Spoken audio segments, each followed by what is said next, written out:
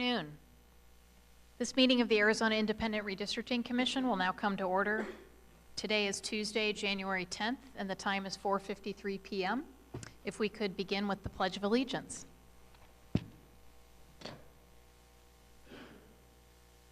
pledge allegiance to the flag of the United States of America and to the republic for which it stands, one nation, under God, indivisible, with liberty and justice for all.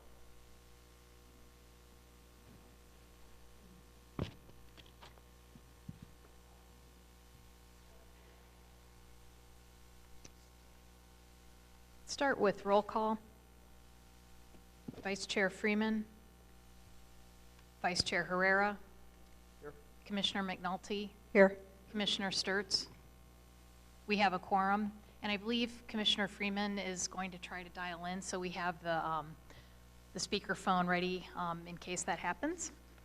Other folks at the table include our legal counsel, Bruce Adelson, Joe Canefield, and Mary O'Grady, our mapping consultants, Ken Strasma and Willie Desmond.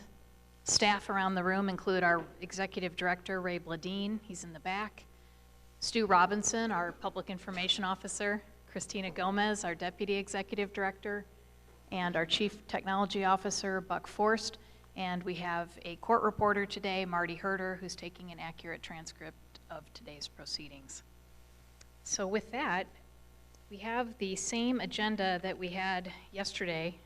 We weren't able to get to all the items yesterday, so it's fortunate that the agenda matches.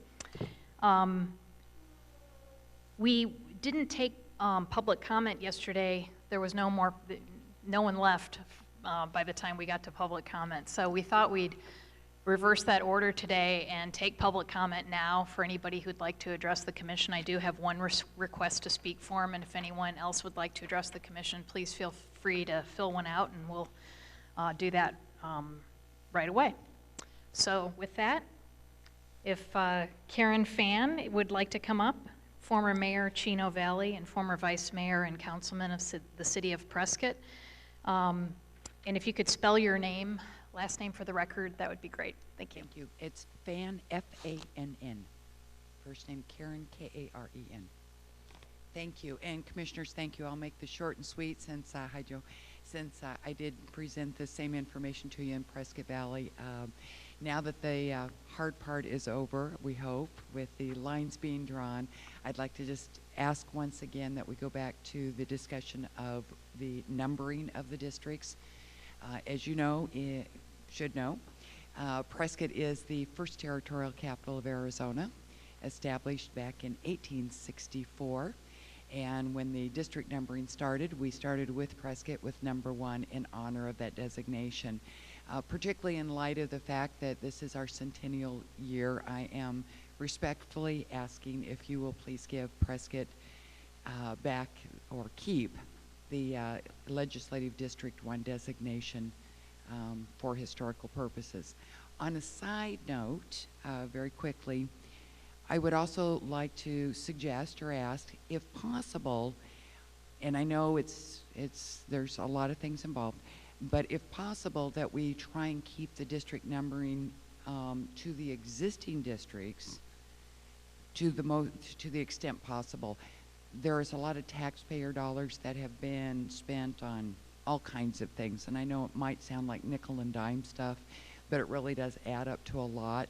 So even if we can cut that down to 50% of spending money by reprinting all new things, that would be great. So that's kind of a side note, but number 1 issue is us being number 1. And thank you so much for all your hard work. I appreciate it. Thank you. And that is an agenda item for the commission to discuss. It's part of the technical changes that we are considering, so we will be addressing that with this agenda. Our next speaker is Olivia Cajero Bedford, State Senator from Tucson. Thank you. Thank you, Madam Chair. I had to put on these glasses to see Ms. McNulty's new hairdo. It looks terrific. I don't know, these glasses. Thank you. My name is Olivia Cajero Bedford from District 27 in Tucson.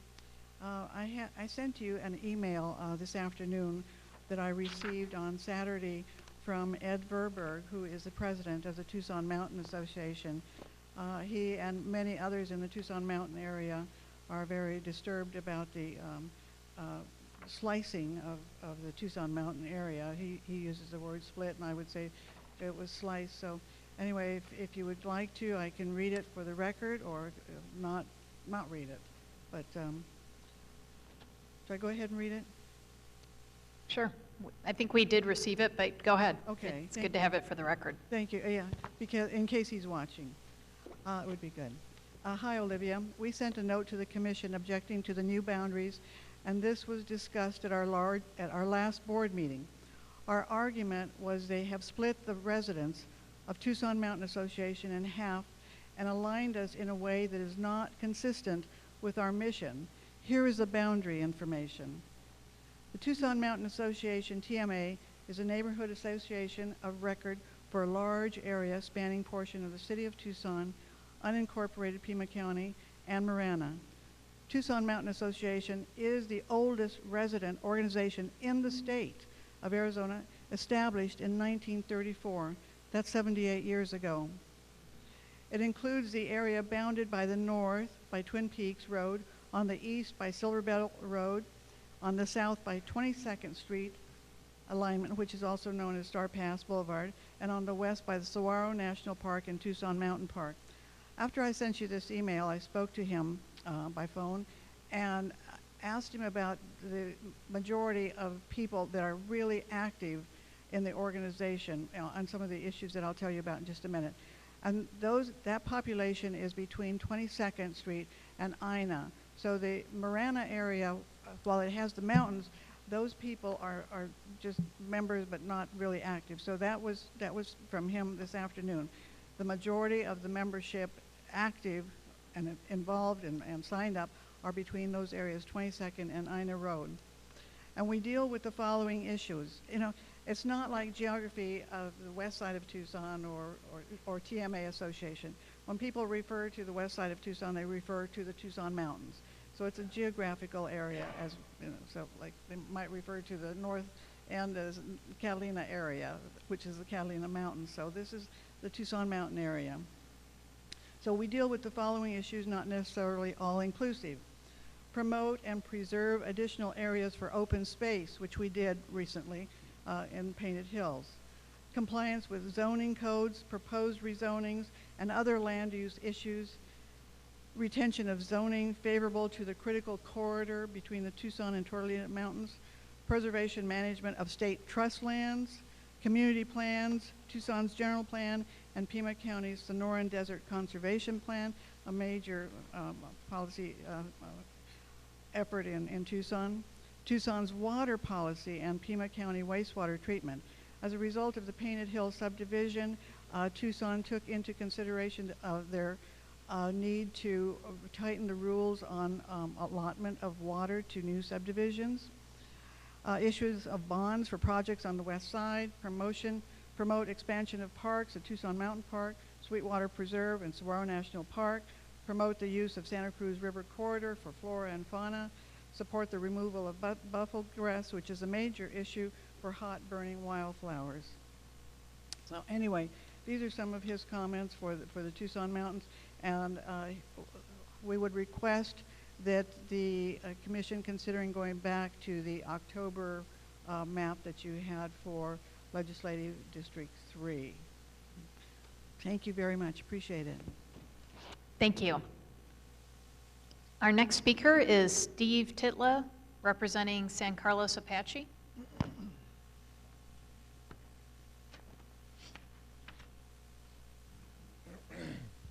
Good afternoon, commissioners, honorable attorneys, and consultants, honorable consultants. Happy New Year to everyone. Good to see you again. Just want to let you know today that the San Carlos Apache tribe maintains the resolution that it sent to you all in support of the maps for the legislative and congressional maps that you pass. The tribe supports those maps, and we maintain the tribe maintains the position, and we hope that you continue to keep those districts as they are and not make any changes. as we go forward, because I'm looking here at the Treaty of 1852 on my computer here. It's called Treaty with the Apache Tribe, July 1st, 1852. And in that area, they gave us a big area of land in eastern Arizona. The eastern boundary was New Mexico line in Arizona. That's our eastern boundary. But that's not our boundary today. As you know, we have Morenci and Clifton, and then that Blue Range, they call it in that area. And then on the south east side is Safford, Thatcher, Pima, Duncan, all those areas. That's all Apache land. And then on the other side, as you know, you're familiar with Arizona, you have Winkleman and Hayden and Dudleyville and Kearney, Ray, they call it. All those areas in that area. And then on the west side, you have Superior, Globe, Miami. On the north and west side, you have the Salt River and the mining. All that's Apache land before, but they took those lands, as I told you before. And so they kept us with this small piece of land that we have right now. Our acreage is 1.8 million acres, rounded off 1.8 million acres. And in that area, we have a government we recognize under the Indian Reorganization Act of 1934. And so we have a constitution there, and the tribe has governed. We don't have any allotments. What the federal government tried to do was to allot land to tribes in the nation. And they wanted to civilize Indians and give them each 160 acres of fee simple land. And that's how a lot of nations or Indian tribes in the nation lost their lands, because each got 160 acres of fee simple land under the Dawes Act, they call it, under the Indian Reorganization Act. And then the individual Indians in that land got 160 acres each, and then they either sold that land or they couldn't maintain it. So a lot of tribes lost their land that way. But with Apaches and the tribes in Arizona, for the most part, the Allotment Act didn't come to us, so we were able to maintain our sovereign status over these huge land areas in Arizona. So we really are proud of our land. That's our roots. That's why a lot of Apaches don't move from Apache land, because that's our land. That's our Aboriginal land before the United States came into being, before the state of Arizona came into being. That was our land. That's why that's our roots, and we want to maintain that. At the same time, as you know, we're citizens of the United States. In the state of Arizona, over here in the Capitol, look on the column that shows the Medal of Honor winners. If you're ever down there, state capitol, look at the Medal of Honor winners over there. There's a few Apache names on there, on that Apache Medal of Honor winners. We contribute substantially to the defense of the nation. I think tribes contribute substantially more to the defense of the nation in per racial basis in the population. So that's what we do, and we just want to get a chance. As I've told you from the beginning, I'm keeping on the message. I saw that somewhere in the campaign, the nation said keep on the message. So here, the Apache tribes maintaining the message. We're keeping on the message that we want an opportunity, a reasonable opportunity to elect somebody of our choice. And we really never had that opportunity, even though we're citizens of the state of Arizona, even though we're citizens of the state, of the nation, United States, and we contribute substantially to the nation's military defense in the World War I, World War II, Vietnam War, Korean War, and even these current wars now. We have our tribal members, Apaches, that are over there and overseas fighting for the nation. And since we participate in all the nation, we would like to participate here in the voting. And I think that by maintaining the maps that you did, that we support, that we'll have a chance to vote somebody of our choice finally, to be equal citizens. I think in the Constitution, it says we the people.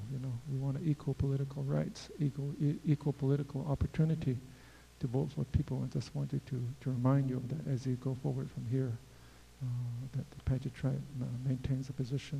And thank you. Thank you very much. Did someone join the call, the meeting?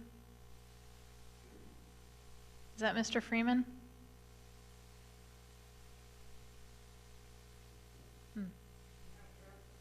Yes.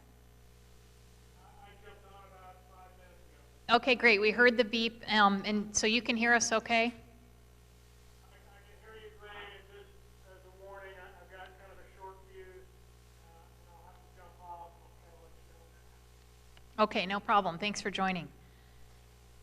Our next speaker is Leonard Gorman, Executive Director, Navajo Nation Human Rights Commission.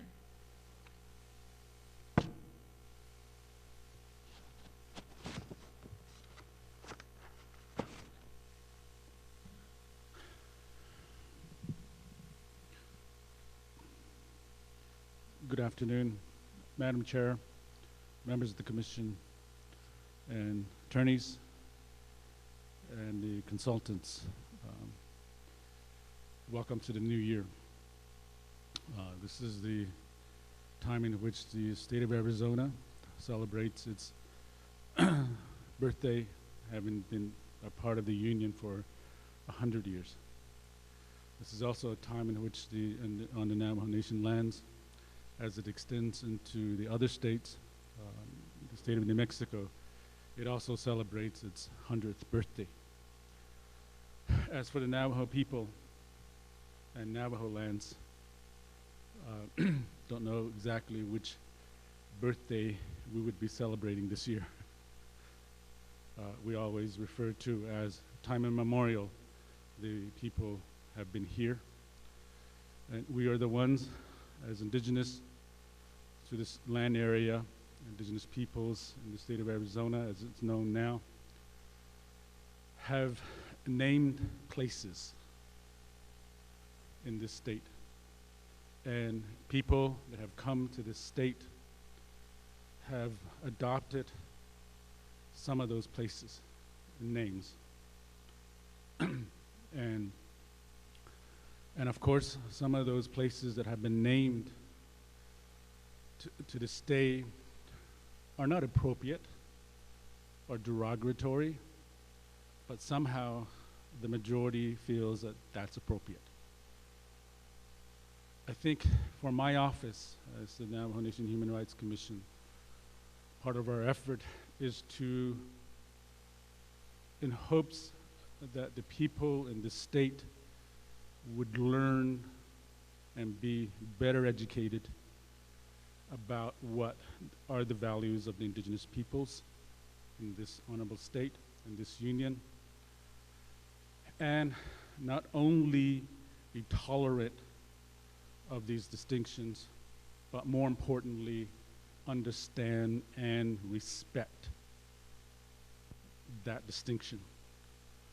And I think that is something that my office has embarked upon and charged as one of its mandates, to ensure making careful attention to enlist various media, various avenues to provide that media to educate the public.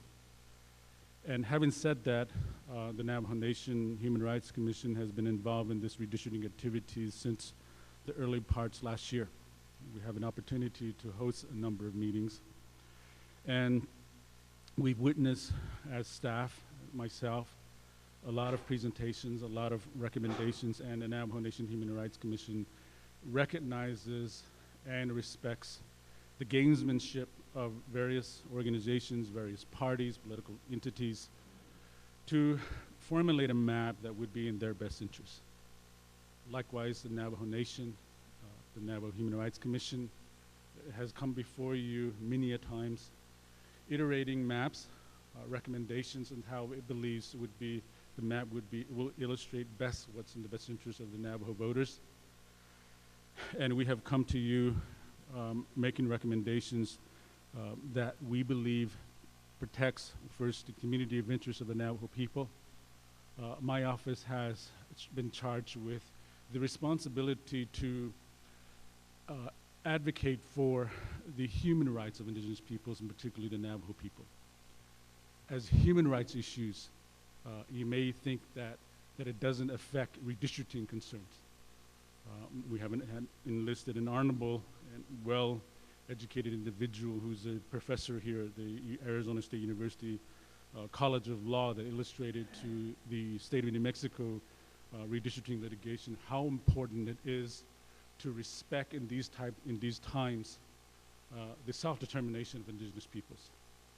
How indigenous peoples are endowed with this responsibility, and other institutions such as the state of Arizona, the state of the states in the union have a responsibility and pledge through commitments of human rights to respect the sovereignty, the self-determination of peoples, particularly in the state of Arizona.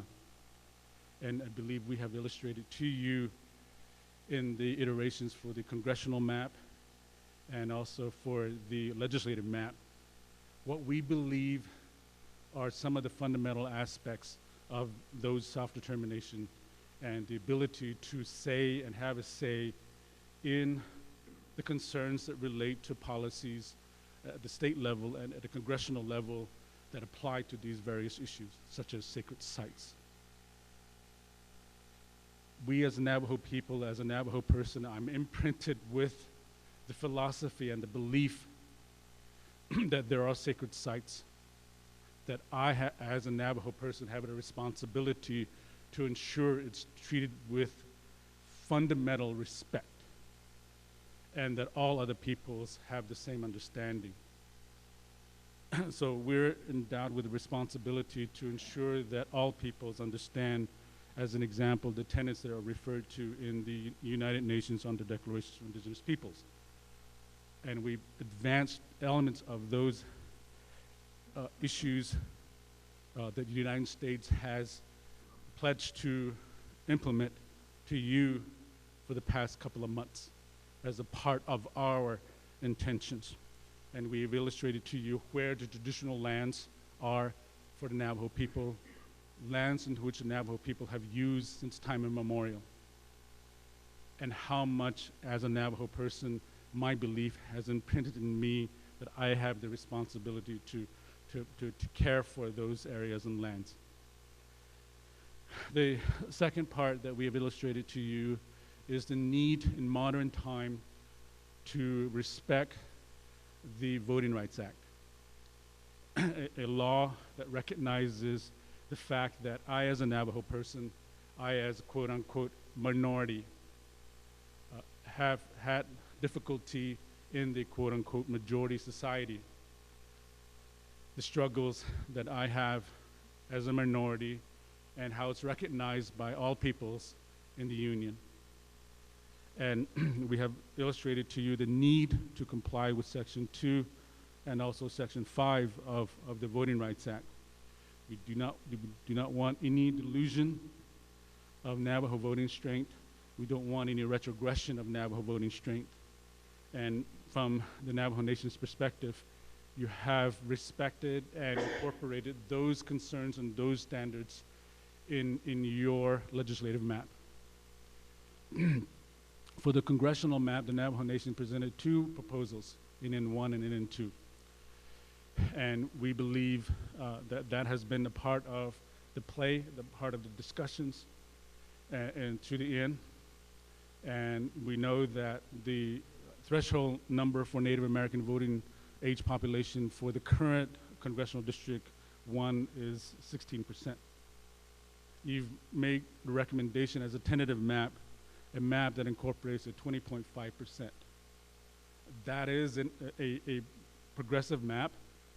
It is going in the right direction, and the Navajo Nation Human Rights Commission believes that that is a very good start to embark upon for the next 10 years. It is our expectation that 2020 we would be standing here again to illustrate that we need to increase whatever the threshold is going to be at that point in time. So that's essentially our plan, and you've adopted and incorporated those concerns and recommendations that we have in the congressional district. With the legislative plan, Navajo Nation submitted one proposal. In our proposal, we indicated that we were concerned specifically about the Voting Rights Act. And as you and I know, that the legislative district in which the Navajo Nation is located is a covered area by the Voting Rights Act.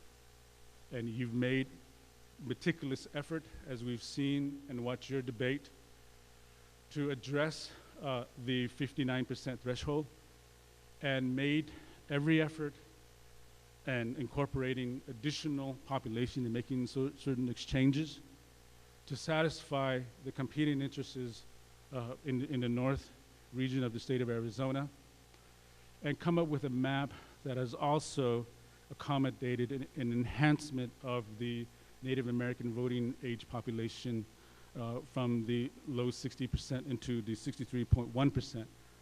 We believe that is a handsome effort that you put forward, and it's something that the Navajo Nation fully supports. and certainly there could be opportunities for tweaking, but we don't necessarily support any opening up the whole effort again to arrive at a certain point in which we start all over again. I think we need to move forward with that proposal and have it submitted to the U.S. Department of Justice.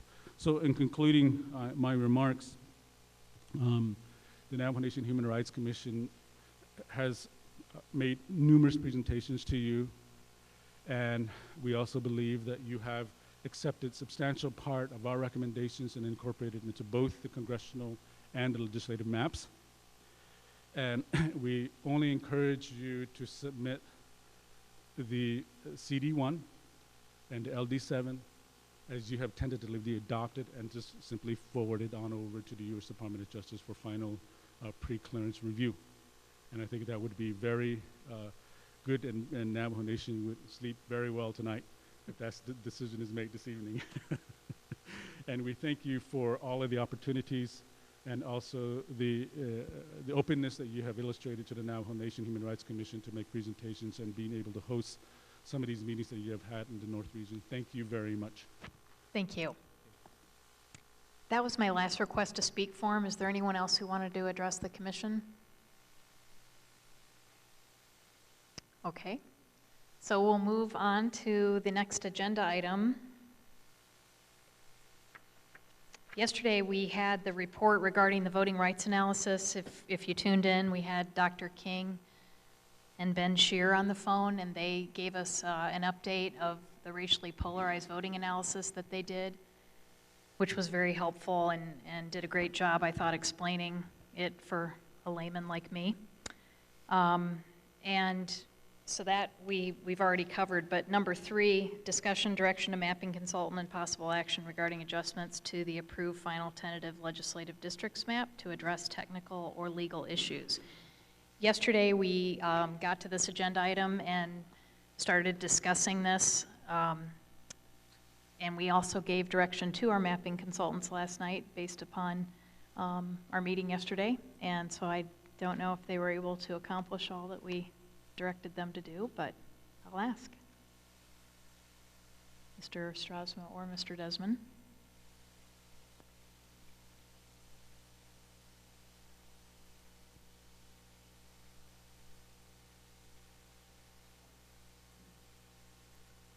Yes, we were able to take a look at what Commissioner McNulty and the Commission had asked me to do last night. Unfortunately, I don't think I was able to accomplish the entire stated objective, and I'd be happy to kind of go over that and show you where. Yeah, yes, please. And I think it would be good to go over the objective that Ms. McNulty outlined before we adjourned last evening. I think it was specifically looking at LD8. Correct. So, and Buck, would you mind turning on the projector for me? We're asked to try to improve the mine inspector percentage in LD8 to 50% or higher, and to do so by moving parts of Legislative District 23 down into Pinal County to remove some of the white population there, and also by keeping growing District 8 up into the entirety of the Gila River Reservation, and then up into some of the area where old District 23, which was the kind of the Pinal County Voting Rights District, used to come up into the West Valley. And to do this with with as minimal an impact on the other districts as possible. You have a change report in front of you today, and I should be able to give those to Buck too to get put up and pass around to anybody who's interested. Just give me 1 minute, I have to copy it over.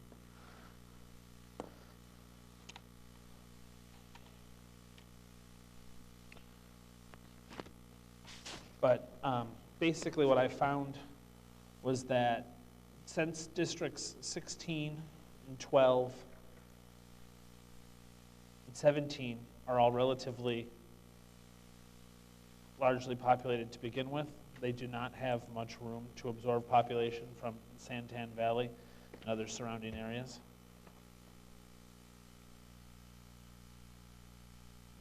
One second.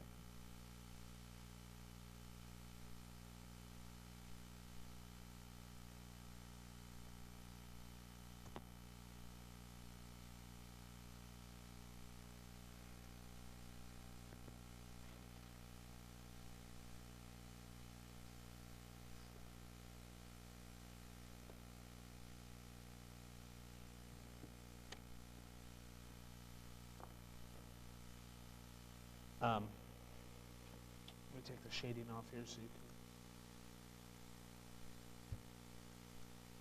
can see this a little easier.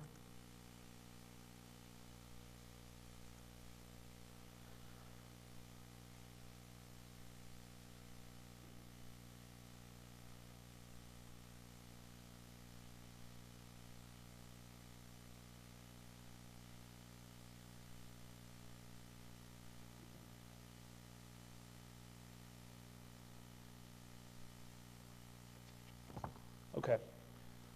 So what I did was, the green line here is the tentative final map. This darker black line, which I'll make a little heavier, is the changes I made. So District 23, because it was about evenly populated, had some room to grow, to absorb some population. So District 23 came down and took in just about all of Gold Canyon and some of the unincorporated area surrounding it. This in turn allowed District 16, which gave up Gold Canyon, to take some of the non-Hispanic population from the Santan Valley. Since it was already coming into the Santan Valley, this didn't introduce any additional splits, and we were able to remove population that was a net benefit to the voting rights performance of District 8. Additionally, the border between District 8 and 11 was tweaked somewhat in order to remove some white population from Casa Grande. I'll turn off the census place for a second. You can kind of see what area was removed. Let me change the shading. This is currently shaded for the Mine Inspector 2010 Dem percent. So not exactly Hispanic percentage, but since we were trying to improve the voting strength, that's what I was looking at when last in this project. So you can see I removed these areas just thinking that that it kept the line relatively clean, wasn't terribly disruptive to the census place of Casa Grande, and did have a net improvement. And then, so those are two areas where District 8 lost population. Where District 8 gained population was by taking in the remainder of the Gila River Reservation.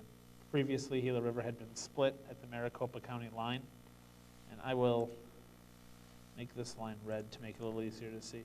So it used to be split right here on the Maricopa County line.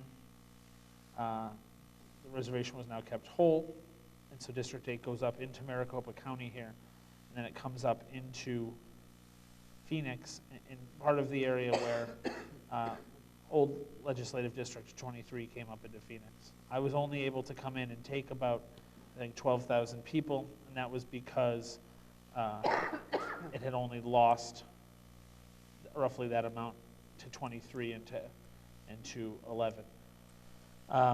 What this does, though, is it makes 19 underpopulated. So also it underpopulates 27, which lost the Gila River Reservation.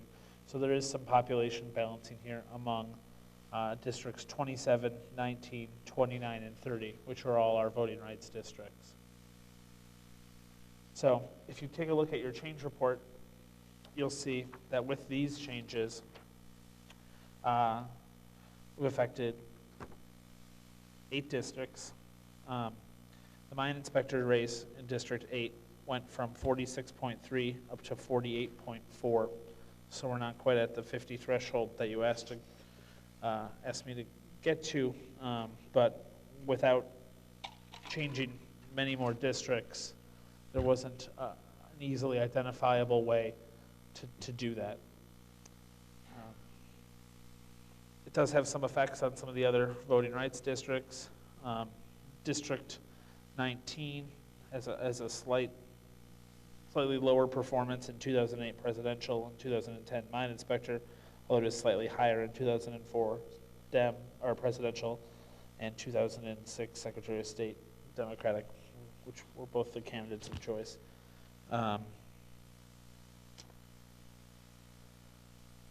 District 27 has very slight impacts from losing Gila River. It does make that up with a block group from District 19. District 29 is probably the most affected negatively of the legislative voting rights districts. It goes from 18 plus total minority percentage of 72.9 down to 72.7, a change of 0.7%. And then it's about 0.6% loss in most of the key indicators that we're looking at. But it was 3 of the 4 were above 50. Those 3 are still above 50 though. So, are there questions right away?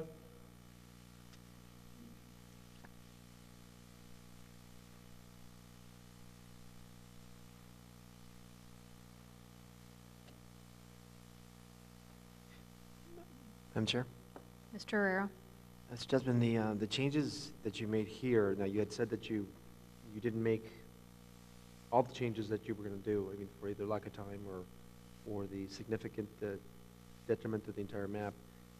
How many districts were affected by this very minor change? By this change, 8 districts were affected. And it's not that I should clarify, I didn't run out of time. It was I was trying to balance 2 objectives. 1, to get it above 50%, and 2, not to affect several districts. So I kind of stopped where I was because I felt like it was as far as I could go without all of a sudden having to affect maybe 4 or 5 more districts.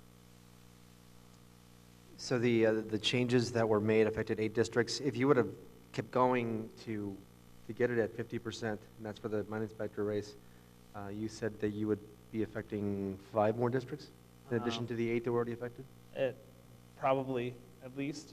What would essentially, the way that it seems to play out, what needs to happen to move more Hispanic population into District 8 and remove more non-Hispanic population from District 8 is ultimately District 23, which is, I'll zoom in a little bit. Ultimately, District 23, which is the district in Scottsdale and Fountain Hills, Fort McDowell, and then the unincorporated area in eastern Maricopa County, needs to come down further and take more population from District 8 or from District 16 in the Apache Junction area. This then allows District 16 to come and take more of Santan Valley. By removing more of the Santan Valley, you're able to then grow District 8 more in the Avondale and Phoenix area in the west side. However, moving enough population to do it means that the western districts are then all underpopulated and the eastern is all overpopulated. So in effect, what you then need to do is transfer population from District 23, which is for all intents and purposes on the west side, all Scottsdale. Some of this needs to make its way over to districts 19 and 29 and 30. So what you end up doing then is probably introducing a split of Scottsdale. District 15 would take, would grow there. This would allow 15 to give population to District 22, should allow population to 21, should allow population to go to 29. And it's the reason you can't swap population up through this area is because, again, these districts down in Gilbert and Chandler are all about at their limit as far as how much population they can take. And to grow through Tempe would mean that we're going to be doing a lot of damage to districts 26 and to 24, which are kind of our, I don't want to say shakiest, but the voting rights districts that have the least to give.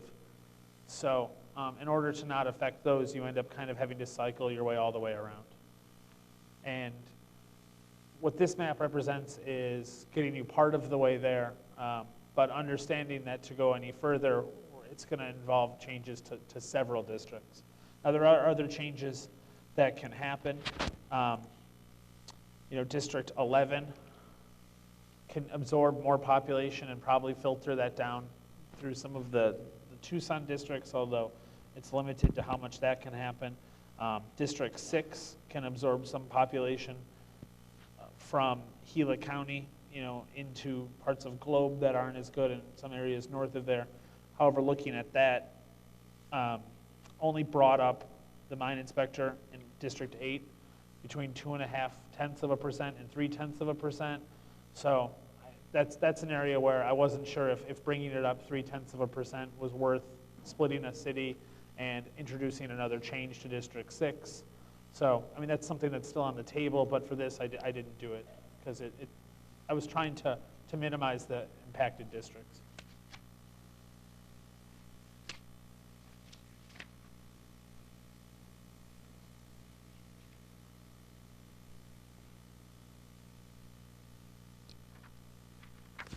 Now, let me, if you can clarify for me, these changes were the ones that Commissioner McNulty had recommended, which are, again, were pretty minor. Now, Mr. Adelson had different changes or ideas that were a little more involved than the ones that Commissioner McNulty recommended. Is that correct?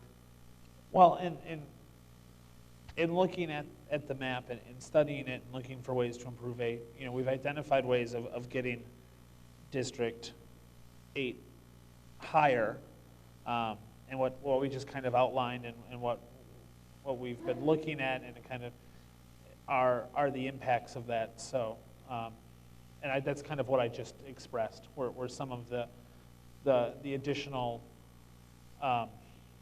shifts that need to happen in order to get it higher, getting it closer to the 50% mark, slightly above on the mine sector. It's also, I mean, there are other key indicators too, and those all went up with these changes. Mine inspector did go up the most, and that seems like the easiest to raise. So, but.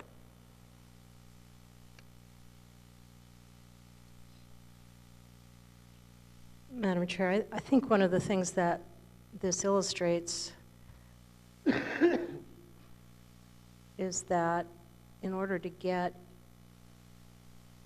to improve 8, we kind of have to jump over the Gila River Indian community into the central city, into the western central city.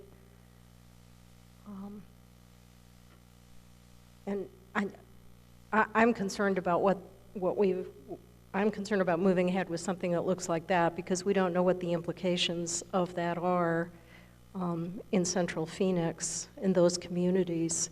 And I'm not seeing a benefit that's significant enough to warrant making a change like that the implications of which on the ground and in terms of communities we don't understand. But I also think it kind of shows us what's challenging about this part of Arizona. It was a majority-minority district, but it hasn't been performing, and the northeast part of it, the Santan Valley area, has been growing very, very, very fast, and it's not growing with minority voters, and that growth, I think, is going to continue even if we move out the current population center of Santan Valley into the north. That growth is going to continue, and we're going to find ourselves concerned having split up Hispanic communities in the west side of the city, tying them with very distant Hispanic communities, and finding that they're still kind of being grown out of a majority-minority district by that rapid growth in southeast Phoenix.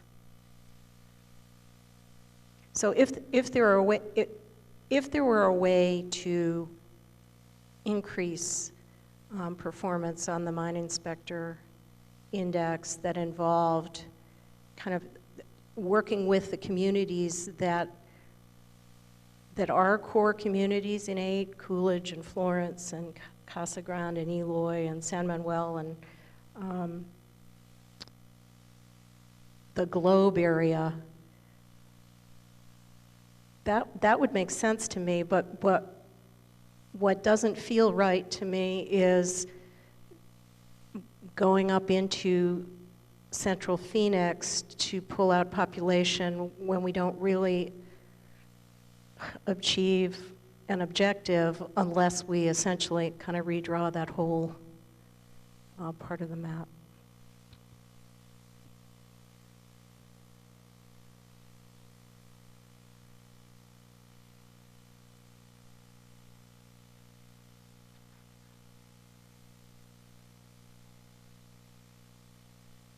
Mr. Freeman, are you still on the line? Yeah. Oh, great. Feel free, if you have any questions, don't hesitate to comment or interject.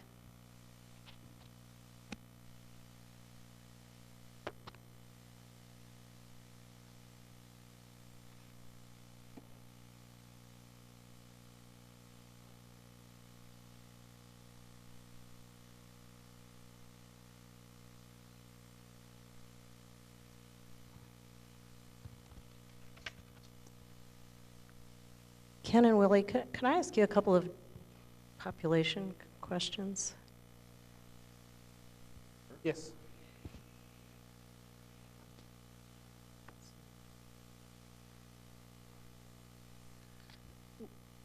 The population of the state is about 6.4 million people.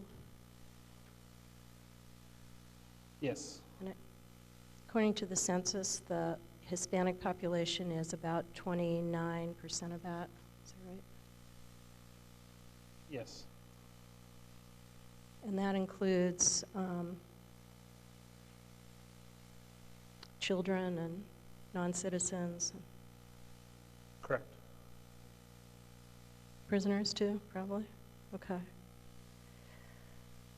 So that's less than a third of the population. It's Latino in total.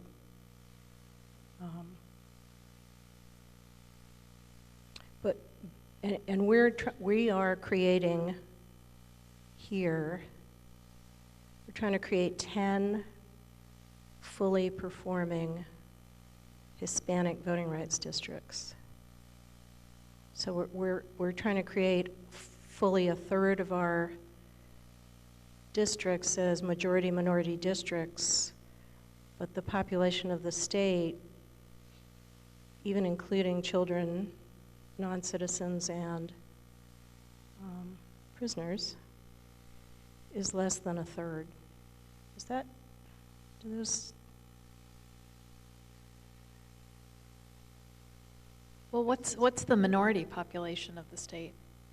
The total minority population of the state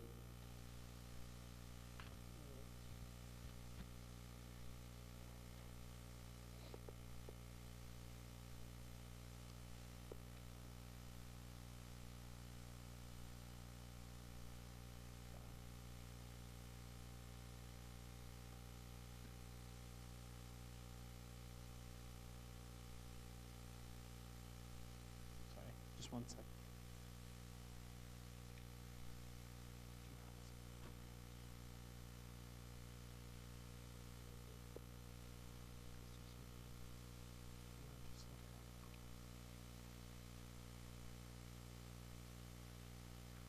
I see where you're going with that. I mean, I think I do anyway, just that there's only so many to go around. I mean, we can look at it at the micro level, or we can look at it at the macro level, and I think looking at it at the macro level kind of at least is helpful to me in demonstrating that I don't believe we've overlooked anything.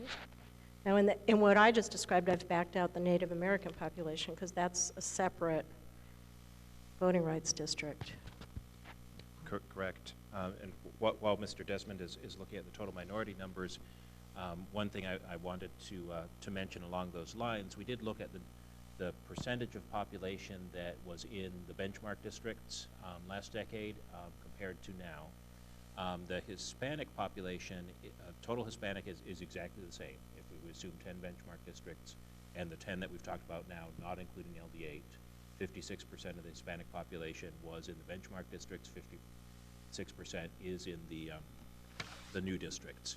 It's slightly lower when we look at Hispanic voting age population, I'm sorry, the Hispanic citizen voting age population goes from 53 under the old benchmarks to 51, although bearing in mind that that was 53 under the counting 10, which included 3 that were not effective on the statewide races, and now 51% of the Hispanic citizen voting age population in districts that were effective in a majority of the 4 statewide races we looked at. When we add in LD8 as it exists now, not reconfigured, that goes up to 55% of the state's Hispanic citizen voting age population and registration compared to the 53% under the old plan. Another metric to look at is the total minority population. It's one of the things in LD26 especially, which is a coalition district, we have more other minorities. The total minority voting age population in voting rights districts last decade was 52%, and under the existing plan it goes up to 53%. If we were to count LD8, it goes up to 57%.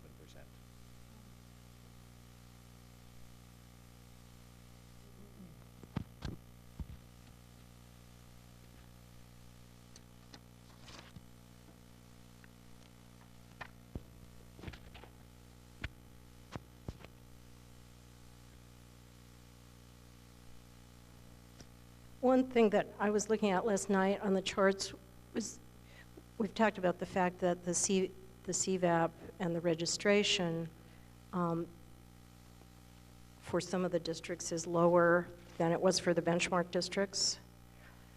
But it's also the case that some of the benchmark districts were underpopulated, a couple of them pretty substantially. So we're also creating, let's see, there were 6 benchmark districts that were performing statewide. Is that right, based on Dr. King's analysis? So 23, 24, 25 were not performing statewide. Right. So in the 4 statewide elections we looked at. In the 4 statewide elections. Those 3 did not win any one of those. So does that leave us with 6 fully 7. performing, 7 fully performing? Right. Hispanic or? Including the Native American. Yeah, so if we Hispanic back out the Native American districts, 6 fully performing Hispanic districts. Correct. Latino-based districts. And we're creating 10, right? Well, 9 plus.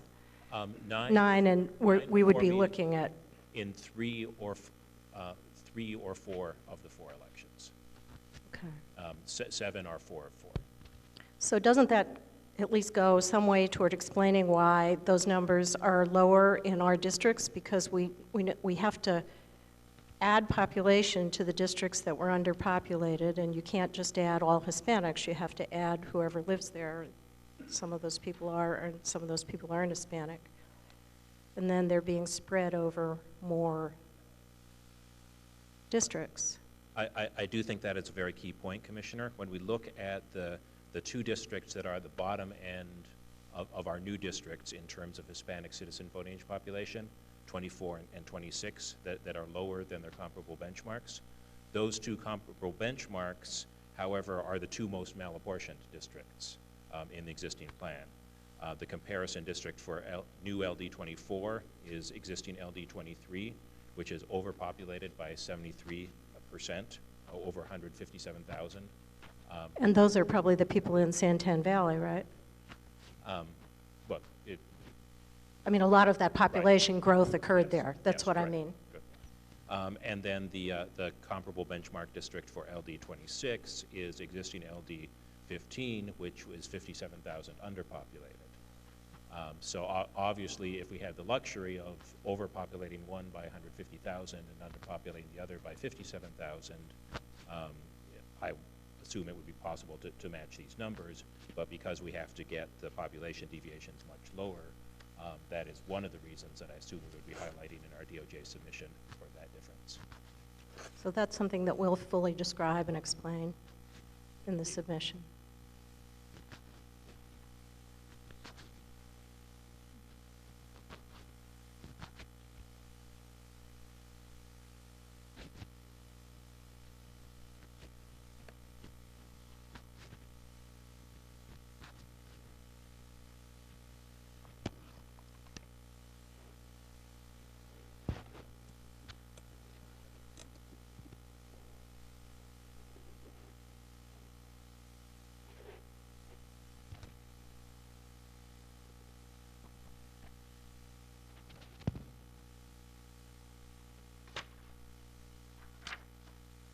Is this change report up on the web now? Okay. 2 minutes is what our CTO said. If anybody needs it, I have it on thumb drive also.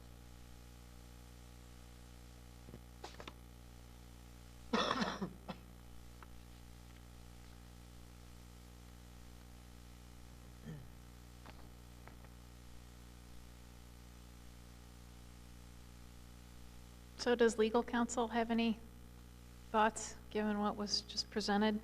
Just curious.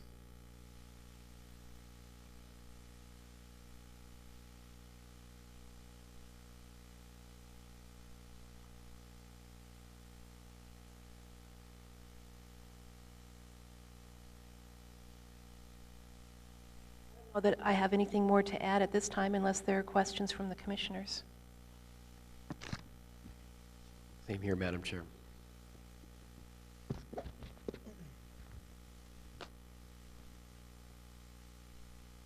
Madam Chair? Mr. Herrera? At one point, we were looking at 10 majority minority districts, and we thought that even that was a stretch. I mean, I've said that a couple times. And I'm assuming this is us reaching for creating more majority minority districts is probably putting us in the situation we're in now.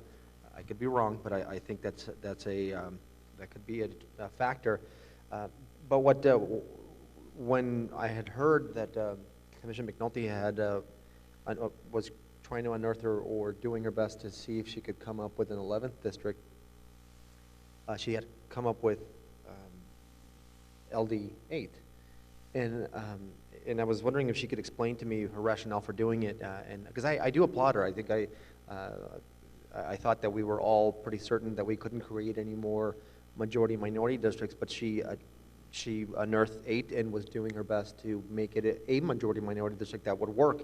Now, we didn't know if it would work or not until the analysis came back, or at least that's my perception. So I wanted to get her to explain her rationale and see where she was coming from, because I do feel that that we're being, I guess, I don't want to say penalized, but we're almost being, I guess I'm going to say the word penalized for trying to create a majority-minority district and it not working out, and then we're trying to make it even better. So I would love to have Commissioner McNulty sort of talk about this and see what her ideas were when coming up with LD8.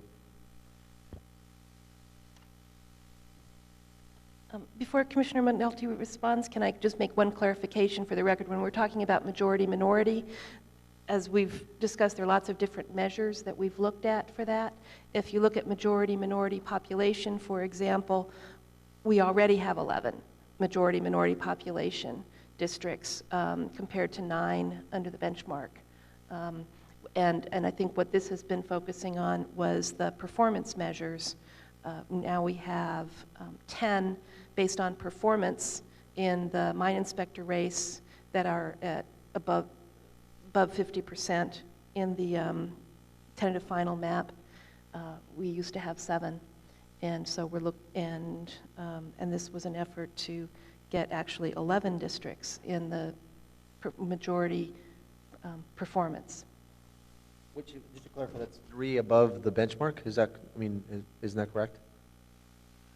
Well, in terms of the mine inspector measure, we had 7 where it was over 50% in the benchmark, and we have 10 in the tentative final.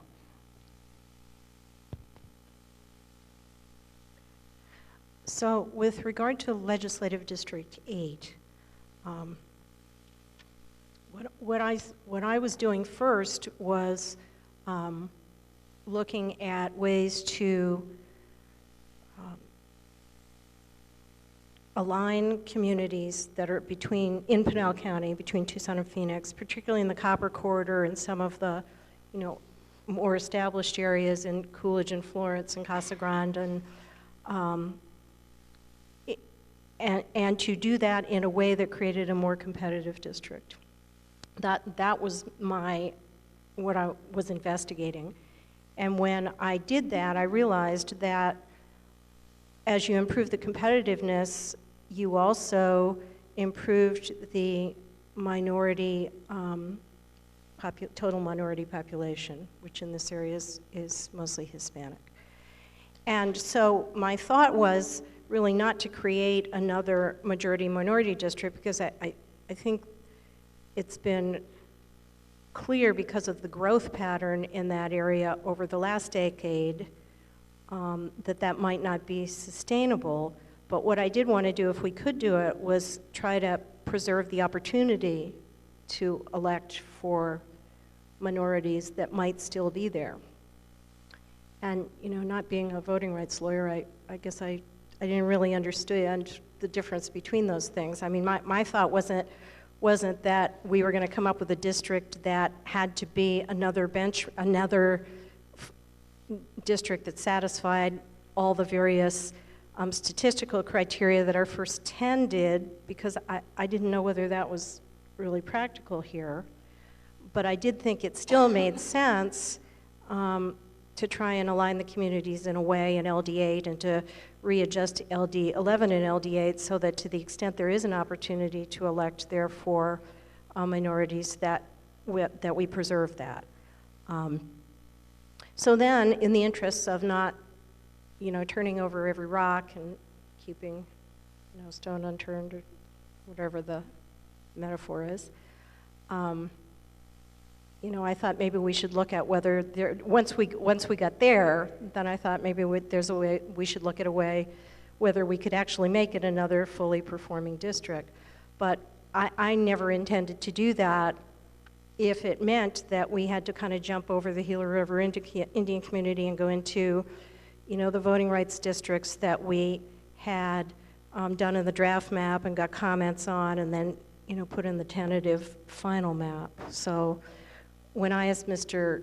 Desmond last night to look at those things, it was really just an exploration to see whether there was anything that we were overlooking. It wasn't a recommendation that we go into Central Phoenix to improve the district, because as I've said, I just have some concerns about, if we did that, I want to fully vet it and understand what the impact of that would be on those communities there. And just looking at it on the map, it doesn't make sense to me to take that little part of Phoenix and tie it with, not understanding what the implications of that are for those communities and tying it to other parts of Pinal County. So that's what I was thinking. Madam Chair? Mr. If I Herrera? can ask you, Ms. Commissioner McDonald, one more question. Mr. Desmond obviously undertook the task of trying to improve 8. I think it was yesterday or possibly today. Now, before the maps were approved on the 20th, did you attempt to improve 8 once you found out that it could be a possibility of a majority minority district? Did you take steps to improve 8 to make it meet the requirements, to make it a majority minority district? There's several problems with that question. One is I have a very poor memory for dates. I don't think so. I mean, once we submitted the tentative draft map, no, I didn't. I mean, not until we get to the point where we, looked at all the data the last couple days, and we're just trying to make very sure that we were comfortable with where we are. Is that?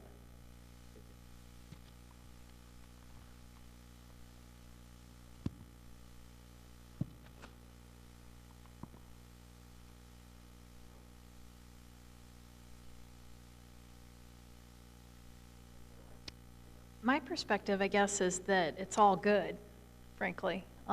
It's, whether we have 10 or 11 or whatever the number is, I mean, I think we did a pretty amazing job coming up with some sound majority-minority districts based upon the analysis that we've gotten back. And going through this exercise, though, was very helpful. And if we need to keep going to try more, we can, but it sounds like that's going to really have a huge ripple effect throughout the map. But I do think it was worthwhile having Mr. Desmond go through this and seeing if 8 could be made stronger. But the fact that it's as strong as it is, I think, is a good thing. So to me, it's like a critical mass is there that we're trying to, as you said, help ensure that there's an ability to elect, and maybe we just can't get there with the numbers that we have in this state, but I think I would think the Justice Department would appreciate the efforts to create as many as we did, and even if one is borderline, it's close, and the fact that it's there, I think, is good. So that's my take. Madam Chair? Mr. Herrera? No, I agree completely. I think the districts that we created, these majority minority districts, are solid districts. And from the beginning, we were doing everything possible to solicit the input from the Hispanic, Native American population, or the citizens here in Arizona. And I think we did an excellent job of incorporating their input. I think Leonard Gorman, representing the Navajo Nation, I think he stated that as well, that I think we did everything possible to get the minorities involved in this process from the beginning. Not only with, obviously with these public hearings, but also when we traveled to areas, South Mountain, any of these areas that are highly populated by Hispanics, and again, getting their input. And I think I'm the only, well, I am the only member of the majority of the minority community in this panel. I don't speak for the Hispanic community. I speak for myself, and that I'm extremely proud of the work we've done.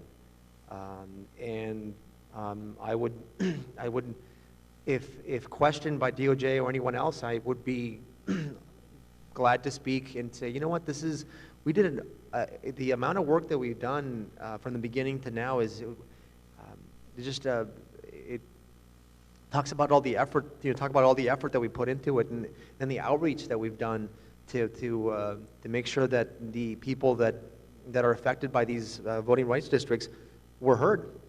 And I'm extremely happy with the work that we've done. And I thank the Commission for hearing the voice of the majority, of the minorities that live in these majority minority districts. And I'm happy to defend these districts. And I am sure that the people sitting on this table with me will do the same thing. And I'm sure that the people that have spoken to this commission, especially the minorities, will do the same thing as well. District 26, District 8, and all the other districts, District 7, will speak very highly and passionately about the work that we've done in putting together these maps. But I do want to ask a question for legal counsel. A scenario where we submit these maps as they are with the technical changes, if there were to be an objection from Department of Justice, what would be the steps that we would then take? And I don't foresee that happening, but I want to make sure that we cover all our bases.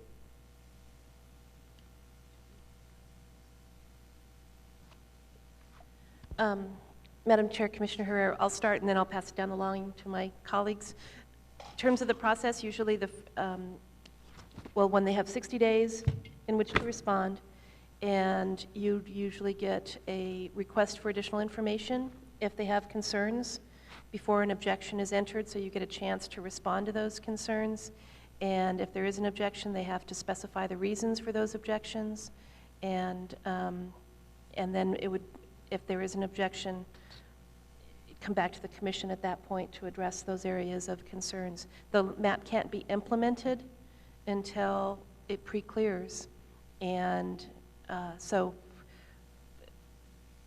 given it's going to take some time to submit, and at some point, if they don't approve, the other thing we're up against, aside just from getting approval, is the election year calendar, because candidate filing deadline is at the end of May.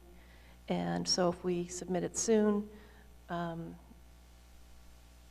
then we're probably end of March before the 60-day clock, perhaps into April.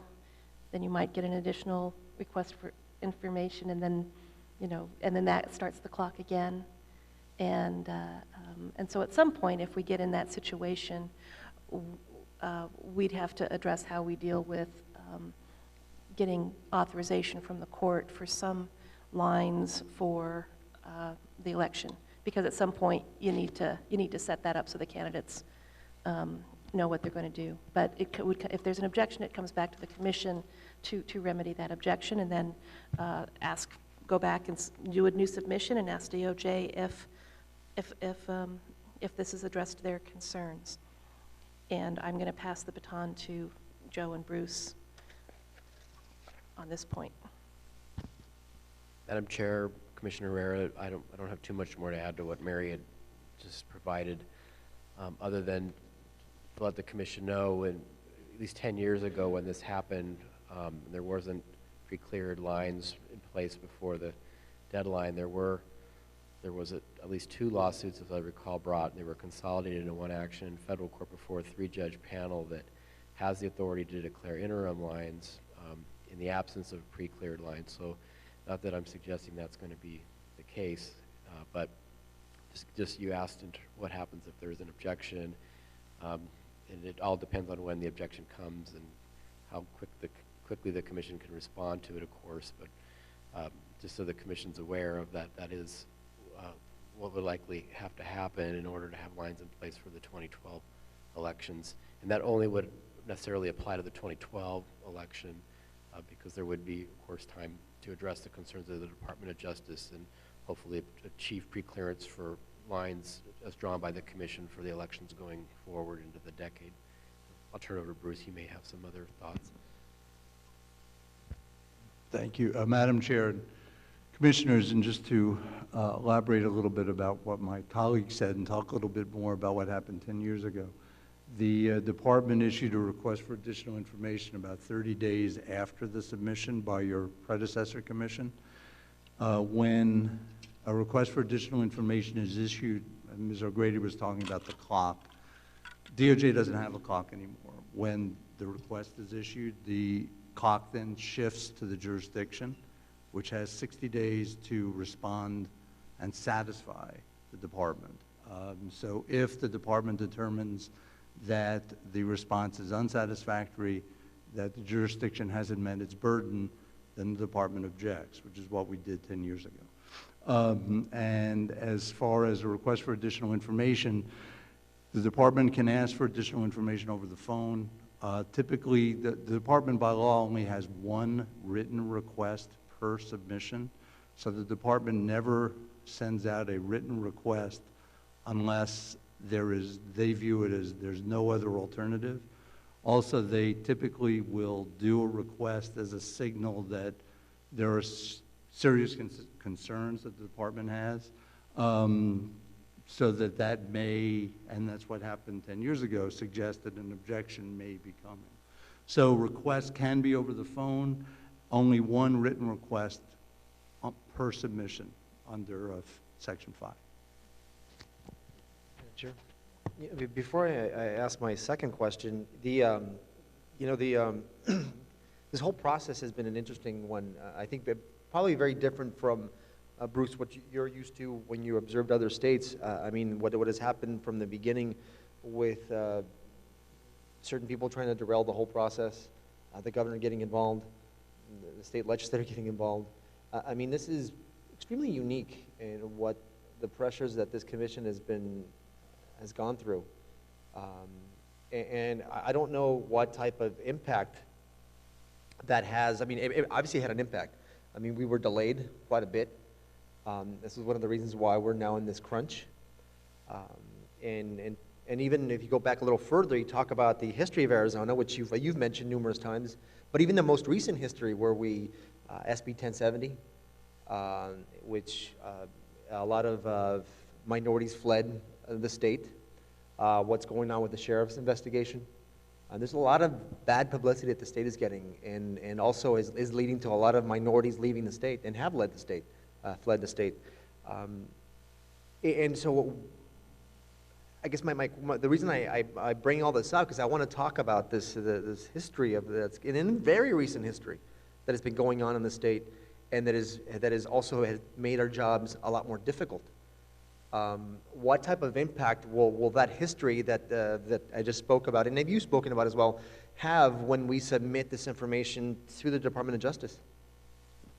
Commissioner Herrera, Madam Chair, I mean, you're correct, Commissioner, that the department takes a very broad-based view of a jurisdiction's history. In fact, what's interesting about your comment, in the current state of Texas versus United States preclearance litigation, the court and the department made a point of discussing the state of Texas's history of discrimination as far as minorities. So that is certainly a relevant aspect to a Section 5 review. I think one of the things that we first discussed when I first met with you is that the department does have a file on every state, and that file contains the preclearance history of the statewide submissions for each state. The department, because of Arizona's history, certainly has a rather full folder of just the preclearance related information that relates to internal documents, memoranda, information that was received during each preclearance process. So that is part of the overview the department looks at or takes into account when its review of a submission begins. Then, of course, the department reviews the relevant facts, statistics, and data that pertain to that submission. But, you know, as I had said months ago, and I absolutely agree with you, the history of a state is very important, and it does create an overview of each submission. So it's almost like the preface of a book or the introduction to a play that sets the stage. And then the department then looks at what's in the file, what's in the submission, and goes from there. Thank you.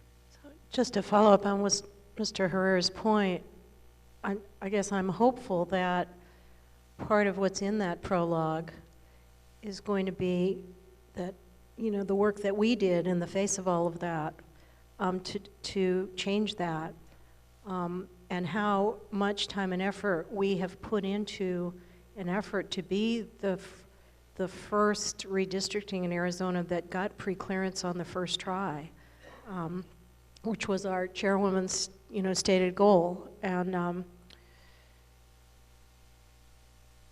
to create districts that are going to serve the state well and serve the minority population of the state well for 10 years. So I understand what you're saying, that, you know, we're just, you know, small fish against a big backdrop, a big, you know, kind of ugly backdrop. But I think in our submission, that part of the story needs to be front and center. Commissioner, Madam Chairman, one of the recommendations that I always make to my redistricting clients is that in telling the story of the process, that you highlight adversity, you highlight certain comments or strains that may run counter to retrogression, for example, discriminatory purpose, national origin discrimination, and show in essence that you chose a different path. So I think that it's very important. I include that in all the submissions that I make to the department. That is a very important part of the overall story. Madam Chair.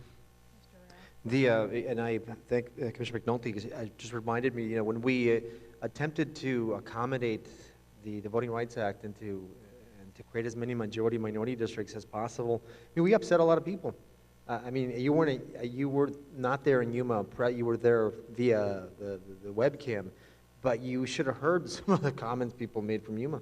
Not the majority, not the minorities that were there, more the non-Hispanic people there, the fact that we were splitting up the community. And I am from there, and I think somebody referred to me as a traitor. And I'm like, I really have no choice. I need to follow the rules, and the rules are we need to create a majority-minority district if there is a need, if we can create one in Yuma. We ended up splitting the community, which a lot of the, again, non-Hispanics didn't approve of. And I can go on and on the stories we can talk about in terms of the things that we've done to be able to meet the voting rights requirements, not only in Yuma, but in Native American country, in Phoenix, in Tucson. And we can tell a lot of these stories where we faced a lot of adversity from not only the state legislators, but also from individuals that were being encouraged to protest the commission, or they felt that they were being slighted.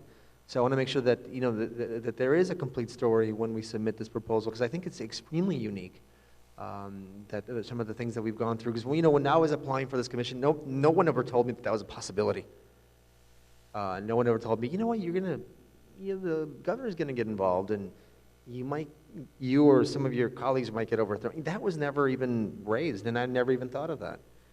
And I don't think that any other commission outside of Arizona has ever faced that. And so I think that when we talk about the narrative, I think it's extremely important. To me, is equally as important as the data that we present as the hard facts. So I can't stress how important that is. The people's lives that we've impacted. I mean, talking about the majority-minority districts, the people that live there, people that approached us and said, you know what, you're doing the right thing. Well, Commissioner Herrera, Madam Chair, as we've talked about, the narrative is an extremely important part of the submission. The narrative in explaining the process and talking about history of discrimination and how you made your choices is absolute. The department looks at that very seriously, and then the department begins its comparison between the proposal and the benchmark and looks at lots of different considerations. So having the two of them is key. I mean, I've seen submissions that have virtually no narrative and leave it up to, frankly, the department to figure things out. I don't really think that that's a good approach. So having a strong narrative, I absolutely agree. I think that is as imperative as anything. And then having all the data the department needs to complete its review so the state meets its burden of proof.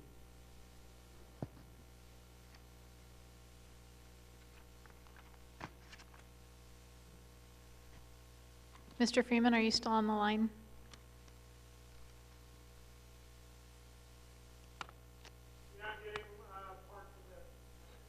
Okay.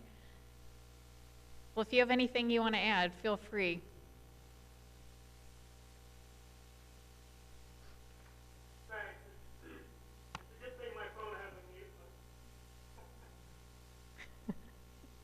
I'm not sure what that means, but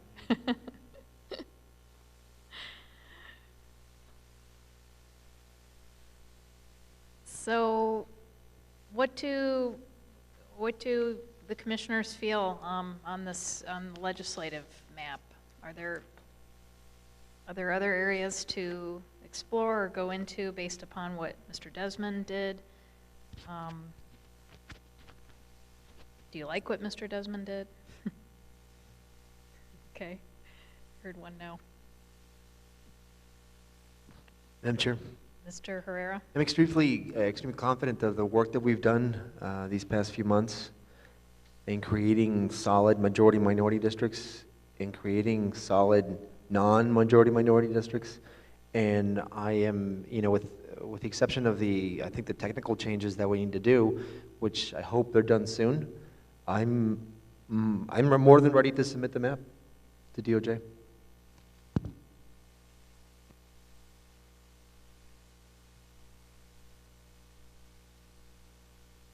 Ms. McNulty? I think I would have one request of Mr. Desmond, and that is that we just look at the Tucson Mountain issue. If that's agreeable. I just want to understand what the issue is there with the following background.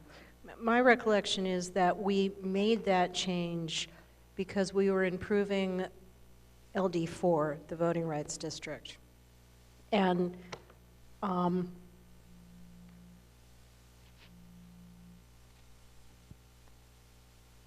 and I don't want to do anything that will degrade the voting rights district. I think that's ultimately the bottom line. But at the same time, if we have split a community and we could make it whole without impacting anything, I'd like to just look at that before we continue. Would that be possible? Yes, and I can, let me.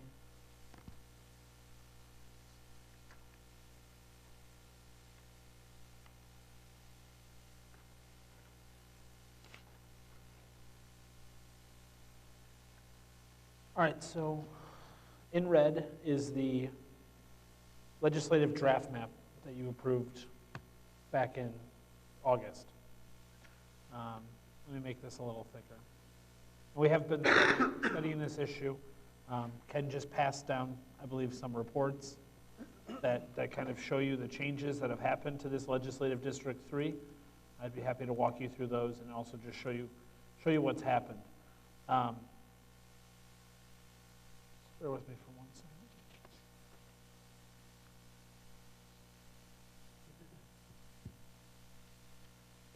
Okay, so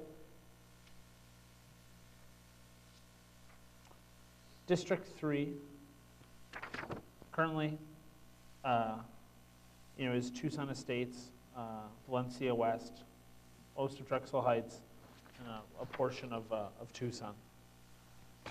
Initially, when we passed the draft map, it was those areas.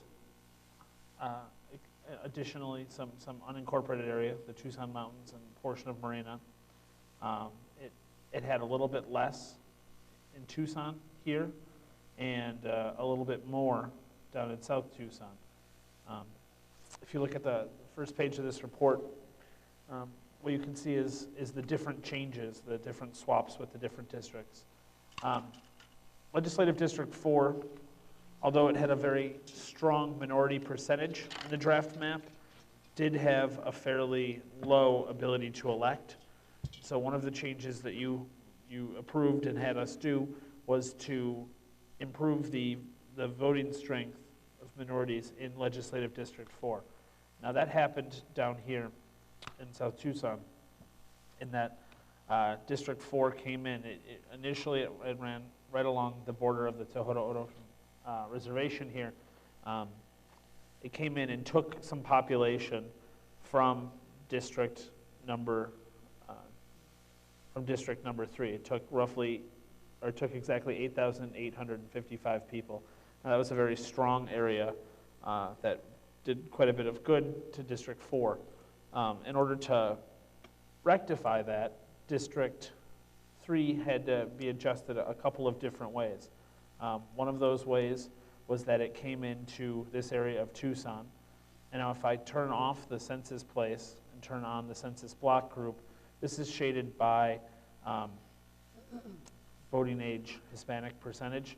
So you can see it gave up some good area down here, and then it came into District 9 and really took the best of what District 9 had to offer, which was right here, And this mitigated, its loss to 3 somewhat, or its loss to 4 somewhat.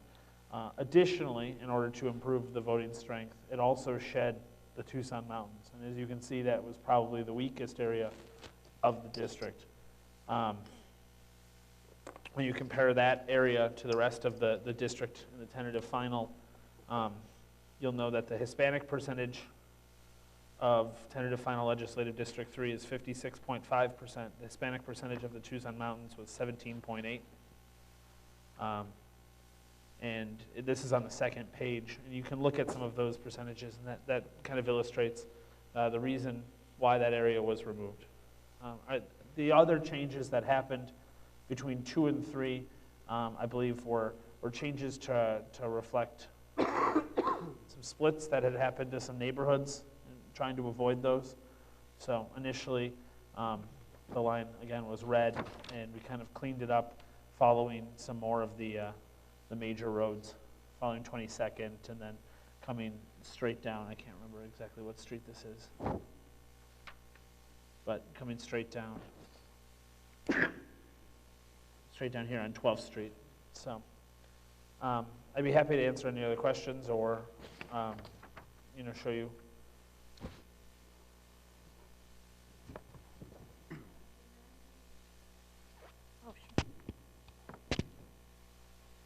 This is Senator Cajero Bedford, and she filled out a request to speak form earlier on this. Thank you very much. I appreciate it. In looking at the map, if I were to suggest some changes for that southern part, where number 4, where you need some more population,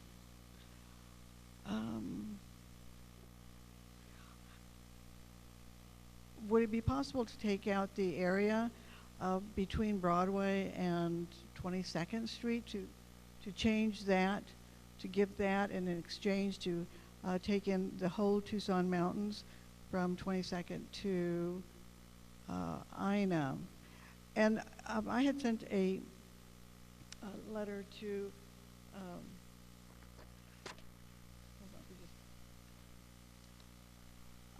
the commission earlier about the white crossover voters, which I didn't realize was a consideration. I read Mr. Adelson's article in the Capital Times about how that is considered. And the Tucson Mountain area, they're primarily white, the 17%. But as you go farther north, it becomes whiter. So as far as Ina, it has a good number of Hispanics that grew up on the south side.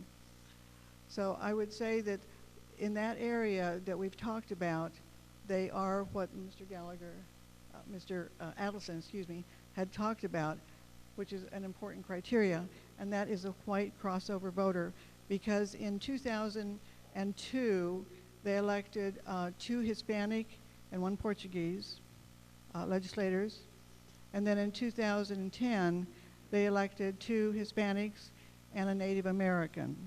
So they are the crossover voters that I believe that the Department of Justice is looking for. So the Tucson Mountain, as I said, area, whole neighborhood from Silver Bell to Ina to be included, and somehow maybe take the bottom part of the district, which might include the Pascuayaqui into the other area, or somehow can put the Pascuayaqui in to number 2 with the Tohono O'odham. So I would suggest, to rework that bottom area to include a very important populated neighborhood area that does vote for the Hispanic.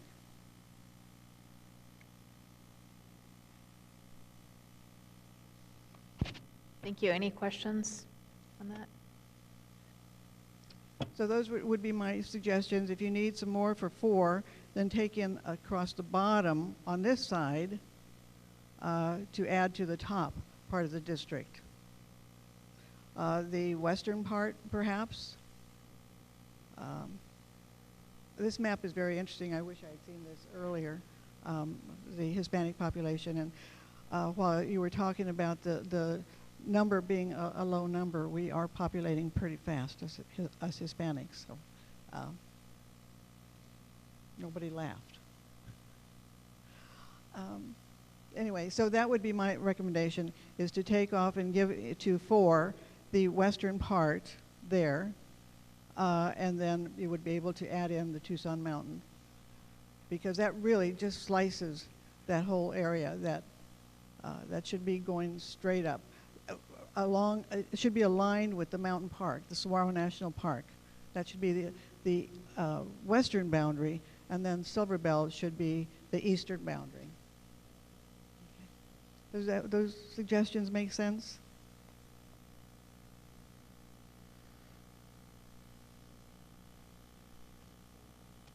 I think we understand the lines. It would be good to see actually on the map, Willie, if you can, just the street level going into the Silver Bell. Yeah. I know there are some streets on there, but zooming in. I'm just curious.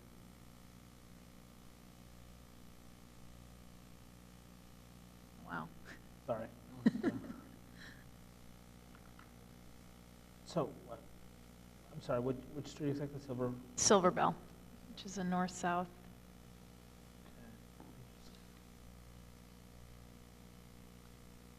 Okay, Silver Bell runs right here. Yeah.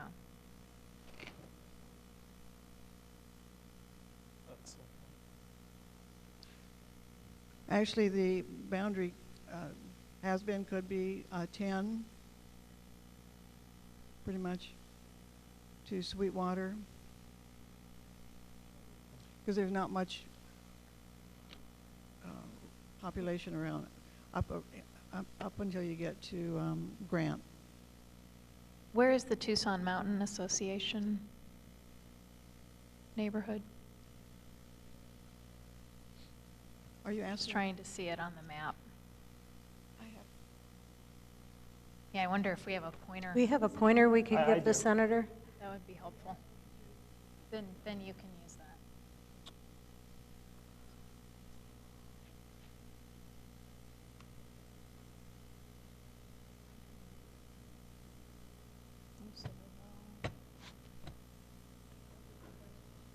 The Tucson Mountain Association, is that the name of the neighborhood that was split?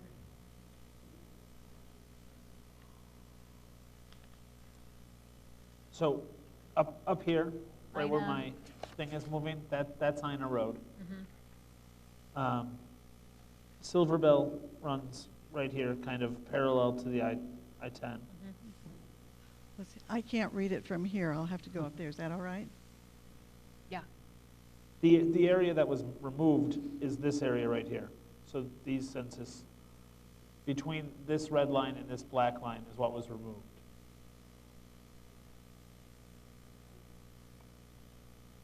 This is 22nd right down here.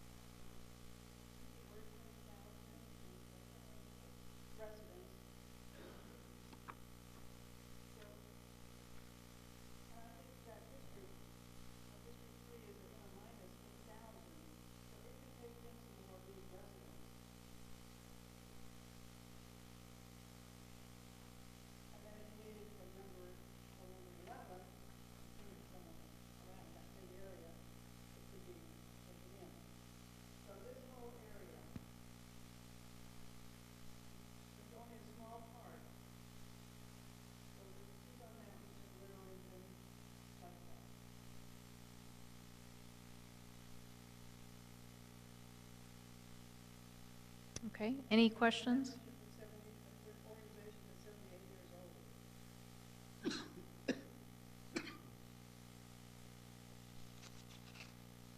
Can you just tell us what the population of that area is and how, moving it would affect things?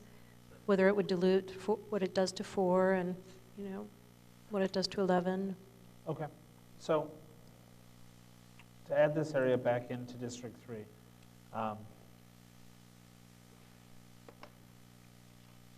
just let me make sure I've got my baseline all set.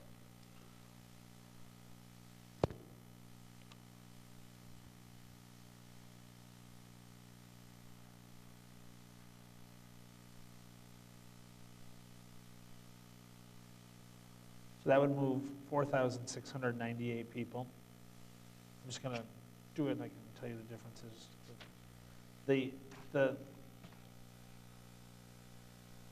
I believe the issue that we identified was that before that change, District 3 had a voting age Hispanic percentage of 50.1. After that change, that drops to 49.18. I know 50 doesn't necessarily have to be a key number, but I think that was, we had made every effort to keep the district above 50% HFAP. I can tell you what it did to some of the other key races. It is a fairly strong voting district. So District 3 had a mine inspector support percentage of 69.1 before the change. After the change, it is 67.98, so 68%, practically speaking. A presidential 08 percentage of 67.3, that dropped to 66.4, so 0.9%.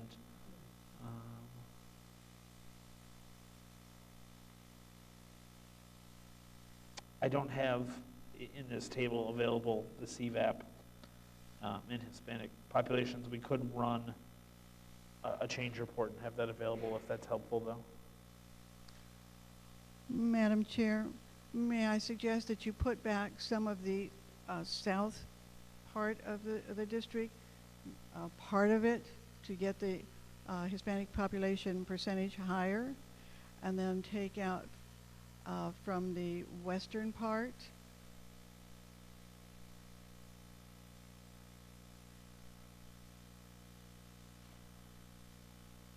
I think that's part of the analysis we had done earlier, and we had spent a lot of time on LD4, and that's where we wound up, I'm afraid. Oh, I thought it was Oro Valley that was the problem. What about taking out that area between Broadway and 22nd and putting it back into 2? Would that make much difference? Or maybe not taking out the whole thing, but if you take out pieces from the middle and pieces from the bottom, but if you could put that whole area back in like you just did, and that population number is not that high for the Tucson Mountains, is it? I heard 1,600? That's not that high, and I know that District 3 was lower than the required. So even without adding in from the bottom, by adding in the Tucson Mountain, that would still put us below the minimum population per district. Madam Chair, if I may offer an opinion on some of these changes, as Mr. Desmond pointed out, there is the perhaps psychological threshold of 50% plus Hispanic voting age population, which this moves it under. The district is nevertheless a strong district and can absorb this population, so I don't feel it would draw a DOJ objection or harm the district's ability to elect.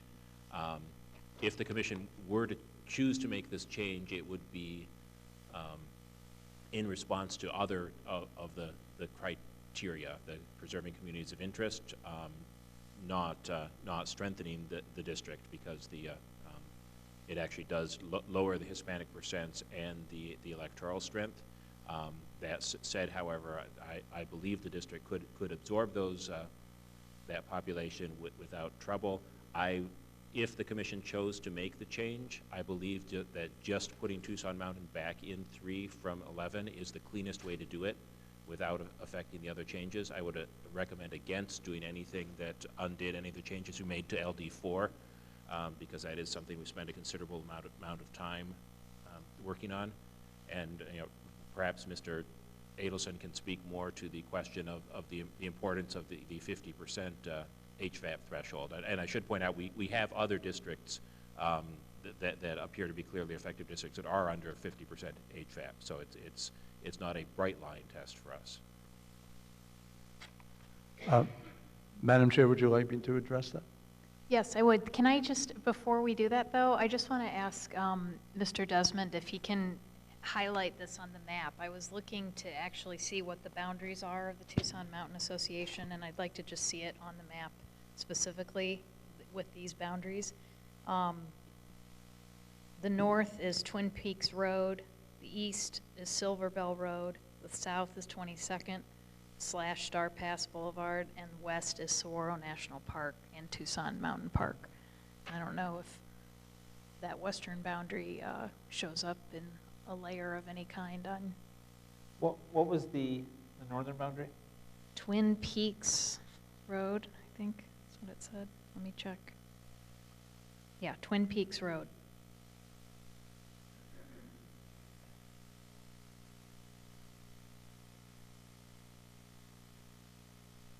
I wish I could help you. I don't know where it is. And Madam Chair, Oh, there it is. Yeah. while this Twin Peaks Road would include Marana, they are not active in the association, and that is per Mr. Verberg this afternoon. That Okay. has all grown into the Tucson Mountain Association over the 78 years. Okay. The areas of interest are the mountains between Ina and 22nd, which is Star Pass in the resort area. So Tucson Mountain Association would still be split, in other words. I mean, if we're not taking it all the way up to It was Twin Peaks. split before. I mean, yes, and that was of no consequence, really. Those people joined just because maybe they lived in there, but they were not the active part of the association.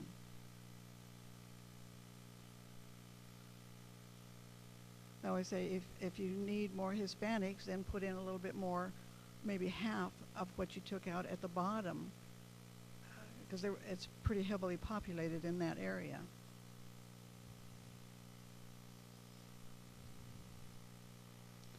Okay. I appreciate your taking the time with this. It's been a great concern to, it's an environmental group. They've been fighting a lot of issues over the years. And Okay, the line goes a little far right here. I apologize. That takes it to I-10. But this line, if you can see the Yeah, pink that's line Silver underneath, Bell. That's Silver Bell. Right. Not exactly sure how far to the West. west to go, I don't know either. but It's on Mountain Park. yeah. Right. But it's this area, essentially.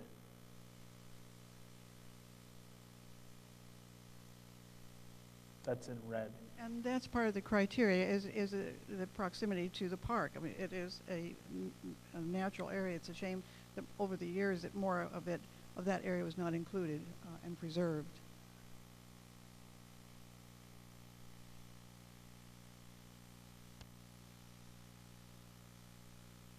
So the blue line again, I just changed it to make it a little easier with the red is the draft map. The black line is the tentative final map.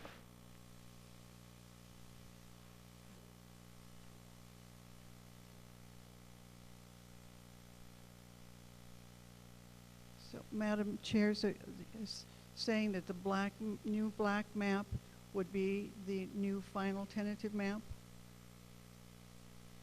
I have trouble hearing, so. Oh, yes, I apologize. Echo, So this line right here is the tentative final map that was approved on the 21st or 22nd. Right, which is what we're fighting against. So would the new dark map Could that possibly be the new final draft map? The blue line is the one from the October map, the way it was. Yes. way Yeah, back when. that was Yeah. the approved draft map. Right. Could that be approved, the new approved draft map? I think we need to hear from legal counsel. Tell us again, Mr. And then Desmond, if add- you would, the metrics, please, that change.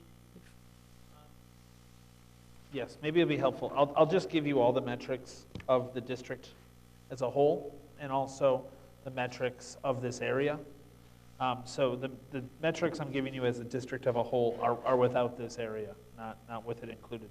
But the district as a whole is 56.5% Hispanic. Tucson Mountain area is 17.8%. It's got an HVAP of 50.1 compared to 15.2. A Hispanic citizen voting age percentage of 43.1 compared to 12.7. Hispanic registration percentage of 41.8 compared to 12%. In the presidential 04, the Hispanic candidate of choice in District 3 got 66.2% of the vote. In the Tucson Mountain area, the 4,700 people, it was 49.6. Secretary of State 2006 was 67.3 to 48.4. Preso 8 Dem was 67.3 compared to 49.3, and the mine inspector was 69.1 to 48.5. Adding that area back in lowers the Hispanic percentage to, I believe, 49.2% from 50.1. That's the voting age Hispanic. The total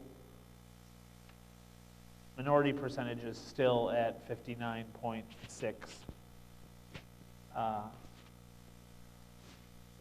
And the mine inspector, again, goes from 69.1 to 67.98, so 68%, so a drop of about 1.1%.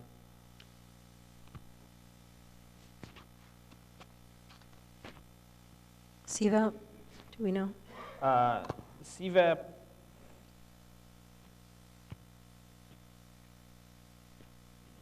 I have Hispanic CVAP.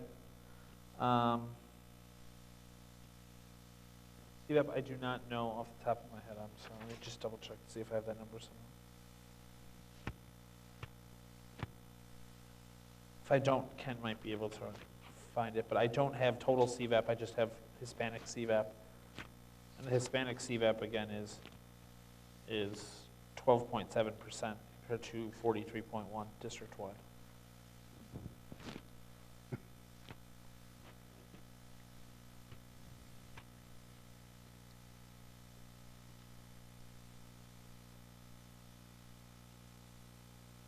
May I ask a question, Madam Chair? Sure, go ahead. Back on the proposed map for District 4, you took in one small neighborhood in the southern part of Tucson, and it seems like you included it with Yuma. I haven't looked at that boundary to the west of 4.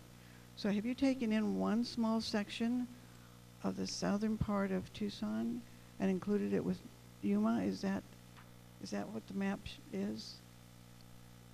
That's correct, yes. That's a disservice to. That goes back to where I grew up when I was little, and so I know the area. And it's a population that would not be attending these meetings.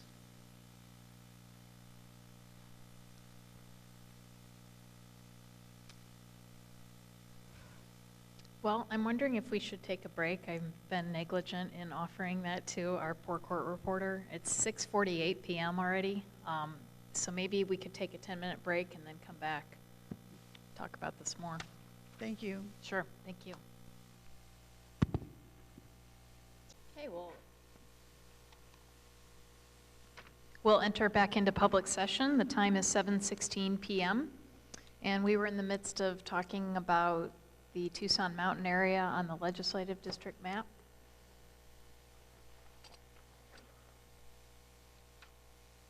Over the break, I was able to produce change reports for what that would do to districts 3 and 11. So we have great. those now. Madam Chair, Ms. O'Grady? we've had an opportunity to look at the numbers here and just a couple things. And I invite, again, my colleagues to supplement if they'd like to. Wouldn't advise any changes. I mean, there are kind of a couple things that were discussed. One, just changing Tucson Mountains. One, doing some other changes that might also impact 4. And we wouldn't advise any changes that affect 4. The purpose of this change was in part to improve 4. And the numbers show that eliminating Tucson Mountains made LD3 stronger as a minority district. Now, it's still a strong minority district with or without Tucson Mountains, but as Willie pointed out, now it's one of our majority HVAP districts. And with the Tucson Mountain change, it would be under that 50% mark. On the crossover voting issue, the numbers that we have that were provided show that the Tucson Mountain area is under the 50% level of support for the minority candidates in the statewide races that we've used as indicators on that front. So that's sort of the voting rights analysis. It'd still be effective if you made the change. It wouldn't be majority HVAP. In terms of what we're looking at, the nature of the changes that we're looking at this point in the process, earlier on I might have said this is a policy call for you all, but right now we're looking at changes just to address technical or legal issues. And making this change doesn't solve a legal problem. There's no retrogression as a result of removing Tucson Mountains. And so this wouldn't be one to solve a legal problem. It would be one that would address a community of interest issue. But at this phase in the process, and again, given the nature of the kinds of changes we're trying to address, it wouldn't be my recommendation to make this as a legal change.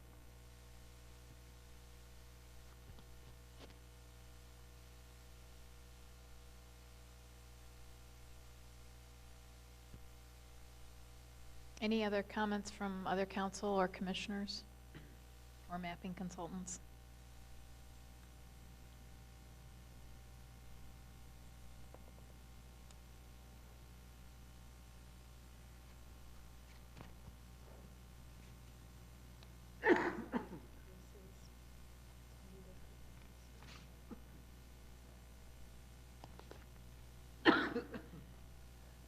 Just in terms of the information on the change order, that shows on most of the key metrics that you look at, they do go down from the old district.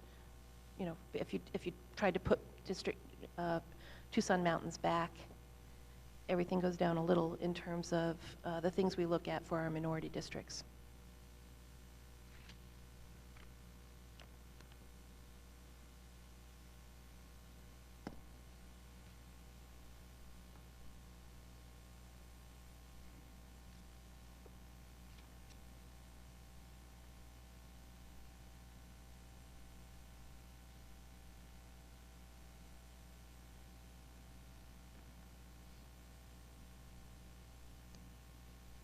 Okay, any other comments then on this or other proposed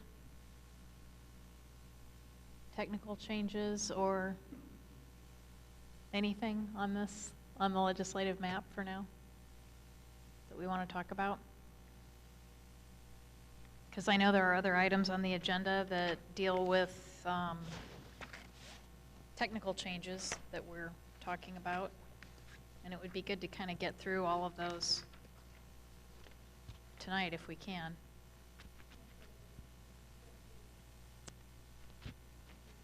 Thank you for listening to me. Unfortunately, some of us in the public who are not involved so much with the process don't understand the words of technical changes. And technical changes seem like a neighborhood. You know, sometimes we think, well, why couldn't the line have been drawn this way instead of having somebody from Yuma go all the way over to South Tucson? So, you know, in looking at it, You know, a lot of it just doesn't make sense to the public and to residents. So anyway, I thank you for your time. Good night. Thank you for coming. Our next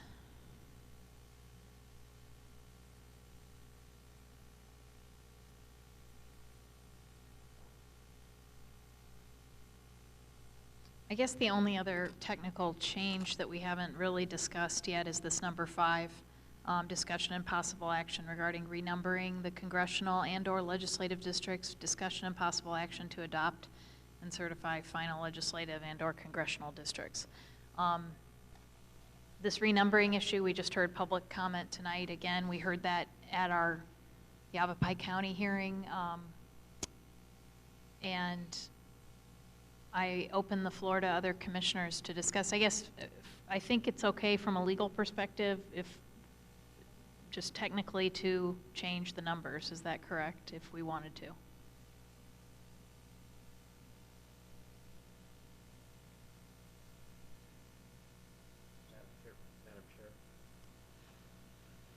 Madam Chair, we don't see any legal issues associated with this proposal.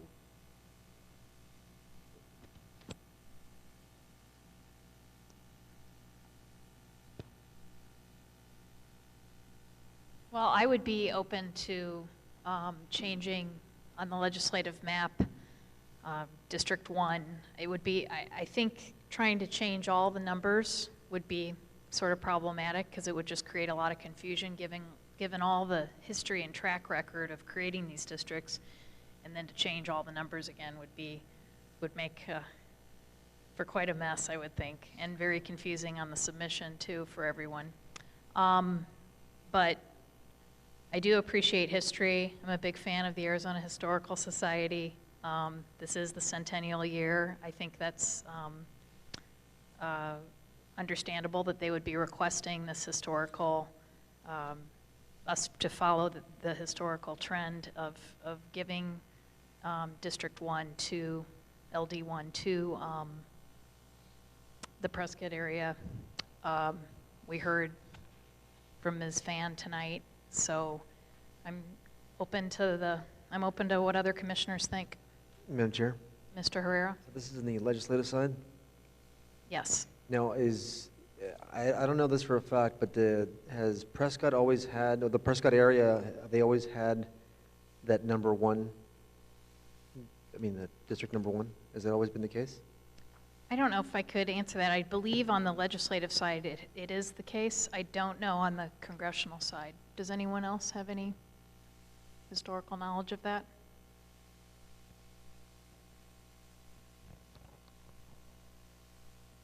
Madam Chair? Mr. Freeman? Sorry, I can't quite hear all the words that are said, so if this comment is out of context, forgive me in advance. But on the numbering issue, my suggestion would be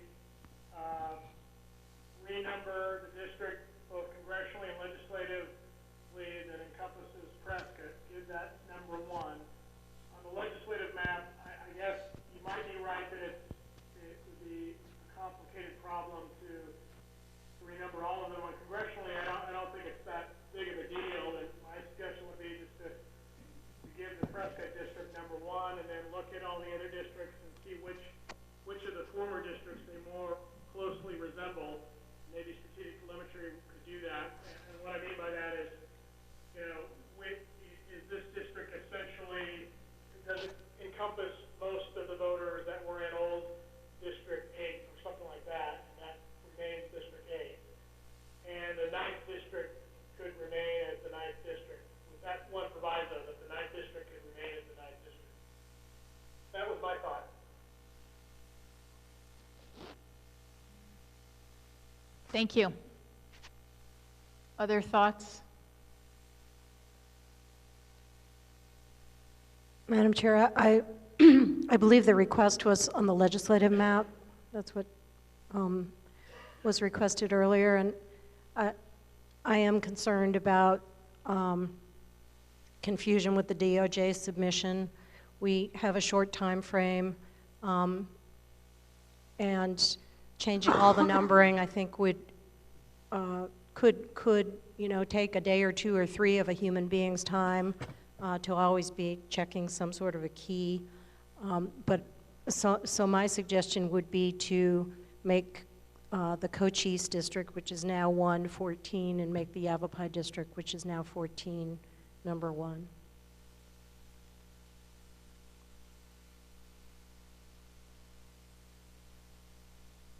Sorry, can you repeat that? So you're saying I would 14 switch 1. 1 and 14. So the legislative district that contains Prescott would become number 1, and the district that includes Cochise County would become number 14.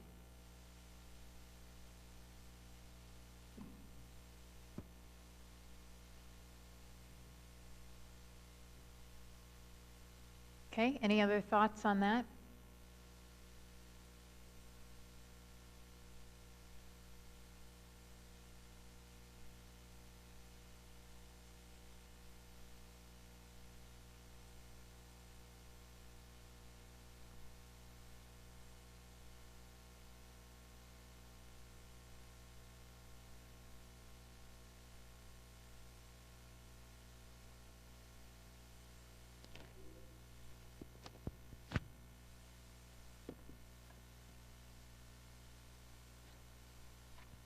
Would you like a motion?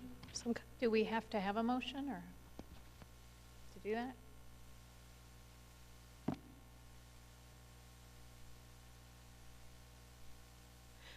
that? We're not sure. There we go. I think I would advise a motion, since you could do either without objection if there is no objection. Since we have different ideas on the table, you might want to do it as a motion. But there needs to be some action, either without objection or a motion.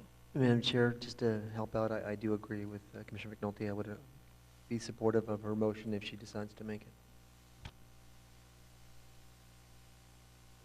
Well, then I would move out of respect for the request from Yavapai County, and in light of their centennial celebration, that we change the numbering on the tentative final map and on the final map when we approve it, so that the legislative district that encompasses Prescott be labeled number 1, and that the district that is currently labeled number 1, which encompasses Cochise County, be labeled number 14.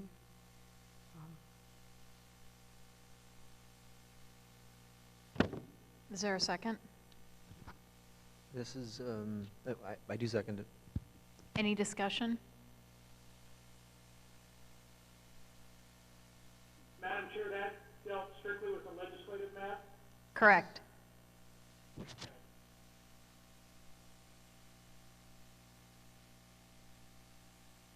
All in favor? Aye. Aye. Aye. Aye. Any opposed? So we have 4 ayes and 1 person who's not here who can't vote. So that passes unanimously. And so we'll be making that change in the next round of maps that come out, making that change between 1 and 14.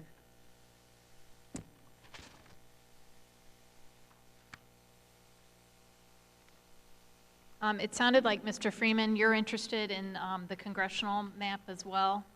Is that correct in terms of renumbering? Yes, Madam Chair, my thought was to give Prescott CD1 and then just look at an effort to, that's an effort, hat tip to Arizona history, and then otherwise to perhaps reduce confusion with the renumbering is just to look at the populations of the other CDs, with the exception of CD9, and renumber them according to where, correlate the current districts with the old ones.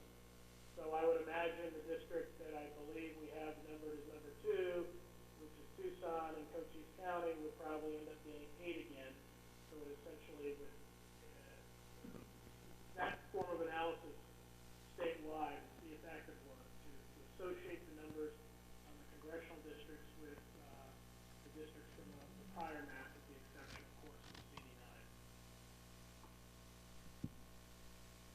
Thank you. Any comments on that?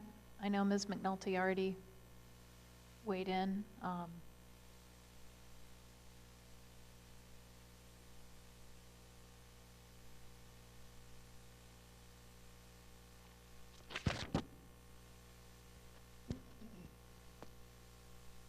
Madam Chair, Mr. Freeman? just so I'm clear, Commissioner McNulty weighed in on that earlier, and she was opposed to that. Is that correct? I'll let her speak, but yes, I think that's correct. The request that we received was for the legislative districts. And I am concerned about making this more complicated for the Department of Justice. And I'm also concerned about the fact that under the Constitution we're to start anew. So I do have some concern about trying to label things the way the old districts were labeled. Having said that, if you feel strongly about it, Mr. Freeman, I would support just reversing, I guess, 1 and 4 in the same way we did on the legislative map, taking the one that, the congressional district that's number 1 now, and swapping that number with the district that Prescott is in. I'd prefer to limit it to the legislative map just because, as I say, I'm concerned about the amount of time this is going to take, just additional incremental time for DOJ to review and understand our submission and the potential for error, because we've generated literally thousands of pages of statistical analysis and comparison of various districts, old to new, and I don't think it's fair to expect them to have to use a key for every single one of those districts, so I'd like to keep this to a minimum. Any other thoughts?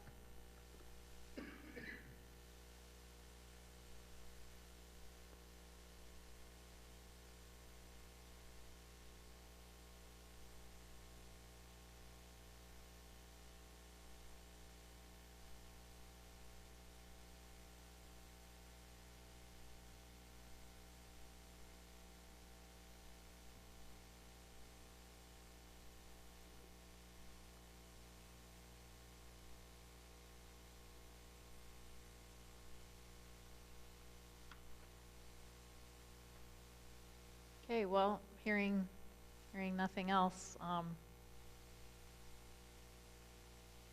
it sounds like we've concluded that item.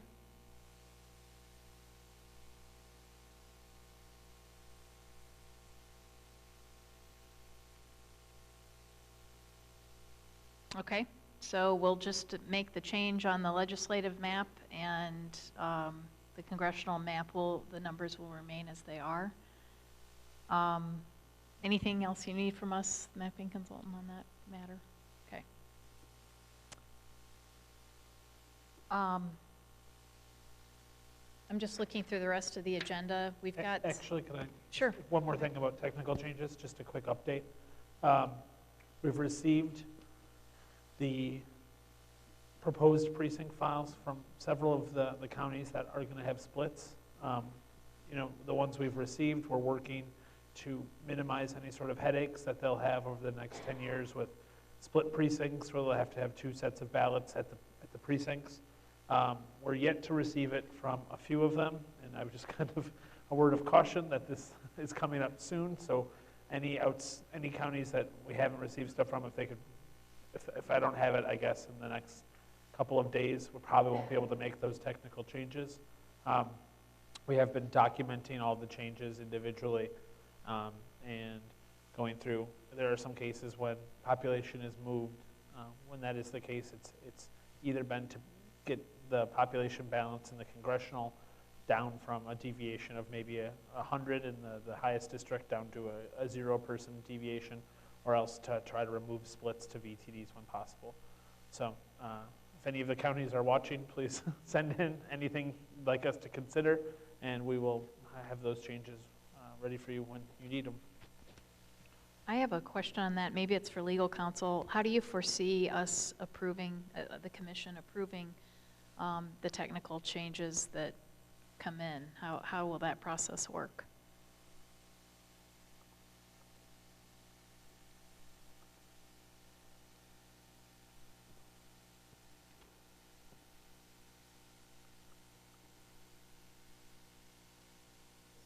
By motion, I don't think they need to all go individually. You could group them, you could do them all at once in a motion after Willie explains them, or you could do them in groups, and it might be whatever the mapping consultant might have some suggestions in terms of how the technical changes are adopted. And then after they're adopted, there's still the next step in finalizing the plan is certifying it to the Secretary of State. And my thought is on that phase, you might consider adopting the technical changes and then coming back soon after to actually do the certification. Last time, the certification itself was like a bill that listed all the census tracts for and blocks for every district. And then you certify that to the Secretary of State. So you'd want that before you when you do the certification. And it might help just to make sure that all the technical things are fixed and we didn't create new things and fixing the old things. Let it sit for a very short period of time and then certifying. And just to explain how we've been going about making the technical changes, started with congressional because the legislative will kind of bend to fit congressional since you don't have the same strict 0% deviation requirements. The first changes balanced the remaining differential of a couple hundred people maybe, or less than that even. Then the changes I've done after that, I've been cataloging and I've gone county by county. So for instance, there's a population balance change and then a Maricopa County precinct cleanup change that's based off of that population balance. And I'll continue for every county when going through and using their files to clean up. That'll be a separate thing, depending on how complicated it all gets. I can combine all those change logs and run just one big change report, or we can break those out. That makes it easier for you guys to understand them and approve or not approve them. How many counties have you heard from, or how many do we still need to hear from?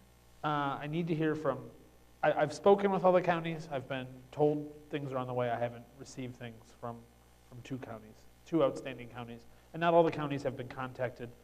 Those that don't have splits obviously haven't been contacted.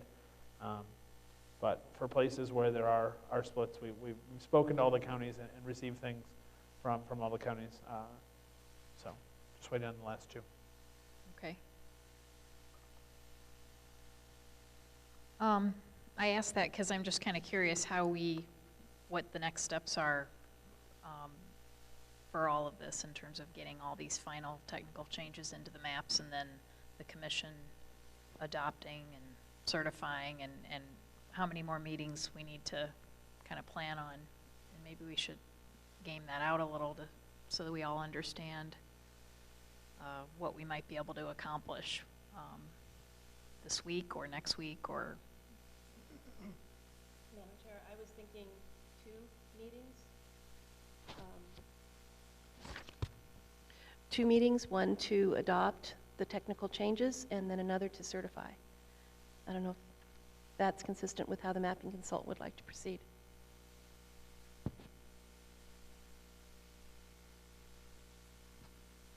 Madam Chair? Mr. Herrera? I guess this question is for the legal counsel. When would be the earliest we would be able to adopt the technical changes? Anybody know that? Madam Chair, Commissioner, that's really a question of commissioner availability and the mapping consultant finishing the technical changes. We're still waiting to hear from 2 counties. We'd like to give them a little time, but really, as Willie said, I think the next day or 2. So, and so whenever Willie thinks whenever the mapping consultant will be ready, and you can get the commissioners together. Now, have we given a deadline to some of the counties that haven't gone back to us? We'll contact them again tomorrow, and I'm sure it's not. It shouldn't take too long. Both the counties only have minor splits, or one split essentially. So it should be doable once we get that information. It's the changes in Maricopa and the county that are really cumbersome. So. But I wouldn't recommend you give them a deadline. That's probably not a bad idea. Madam Chair, perhaps if Mr. Desmond, when he contacts the remaining counties tomorrow morning, asks for changes by the end of the day in order to have us be able to process them potentially by Friday. Okay, thank you. It's also worth noting that once the technical changes are prepared, I can distribute those to the commissioners, and you can have time to review those before the meeting and stuff. And if you're curious, I can send you, what's been done so far in the change logs, just so you get an understanding of the types of changes that are happening. In the change logs, what I do is I start with saying how many people are affected, if there are people affected. A lot of these changes are in zero population areas that just deal with removing geographic splits to a corner or a stray block or something like that to a VTD. Then I say where the population came from and where it was going. And in most cases, the reasoning is fairly clear. Certain times, if it seems like it could be a little confusing, I've gone into detail as to why that particular change is happening. So we could potentially meet Friday, although I know Mr. Freeman isn't available. I don't know if Mr. Sturts is. I don't know if Mr. Herrera is.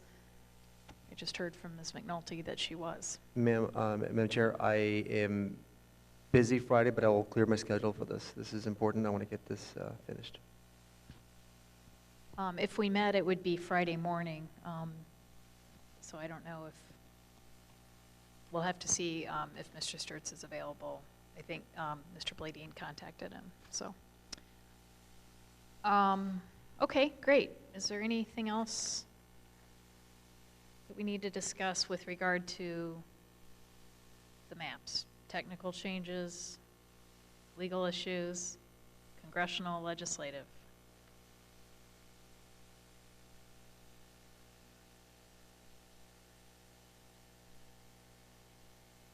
Okay.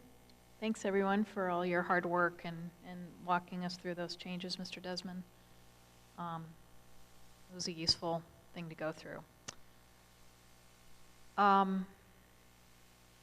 Is Mr. Bladine available? I'm thinking for items 6, 7, I'm not sure that you have any information to share for us on 6, 7, and 8, but if you do, that would be helpful. Madam Chair, I do have some information, and I think what item 6 is supplemental appropriation possibility, and I believe we put in your packets a spreadsheet that Christina and I and Megan Darien have all worked on to try to get some picture of where we are, and I think this is probably one of the most complicated things I've dealt with in terms of trying to estimate a future that is based upon future litigation, and how do you plan for that?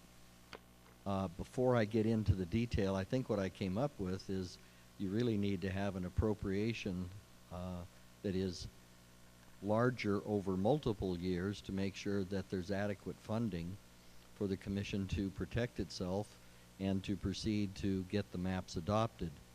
And when I say that, I put it in the context that the last commission had a $6 million figure to start out with. They had that money available until about 2004, and then they ran into a situation where they had to get additional funds from the legislature.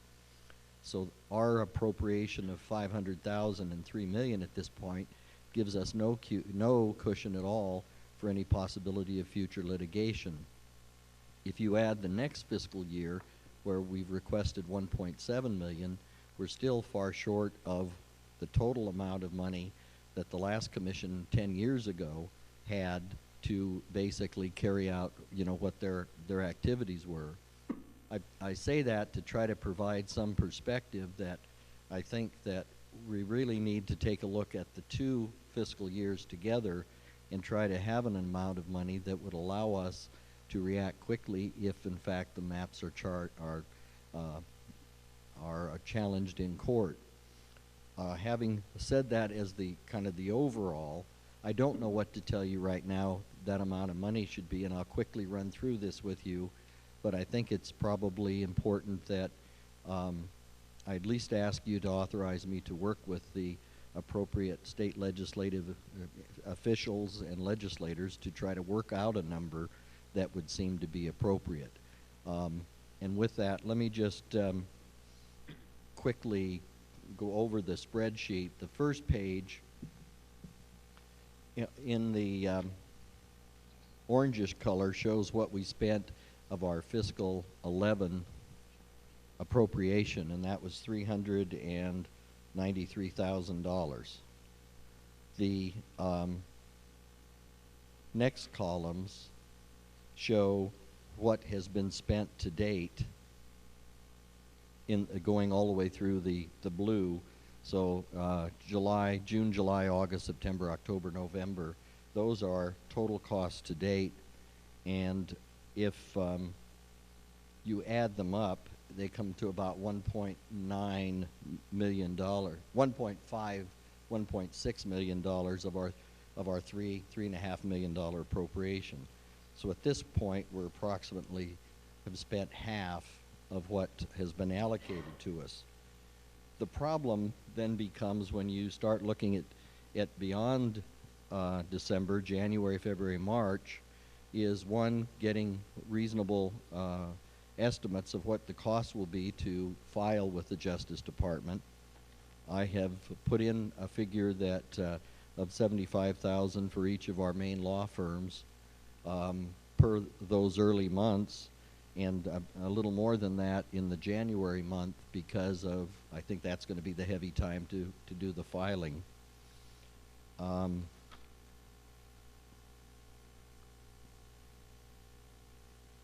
Then basically you can see that I stepped that down for May and June to smaller amounts of money, but really I need to spend some time with Joe and Mary to try to figure that out.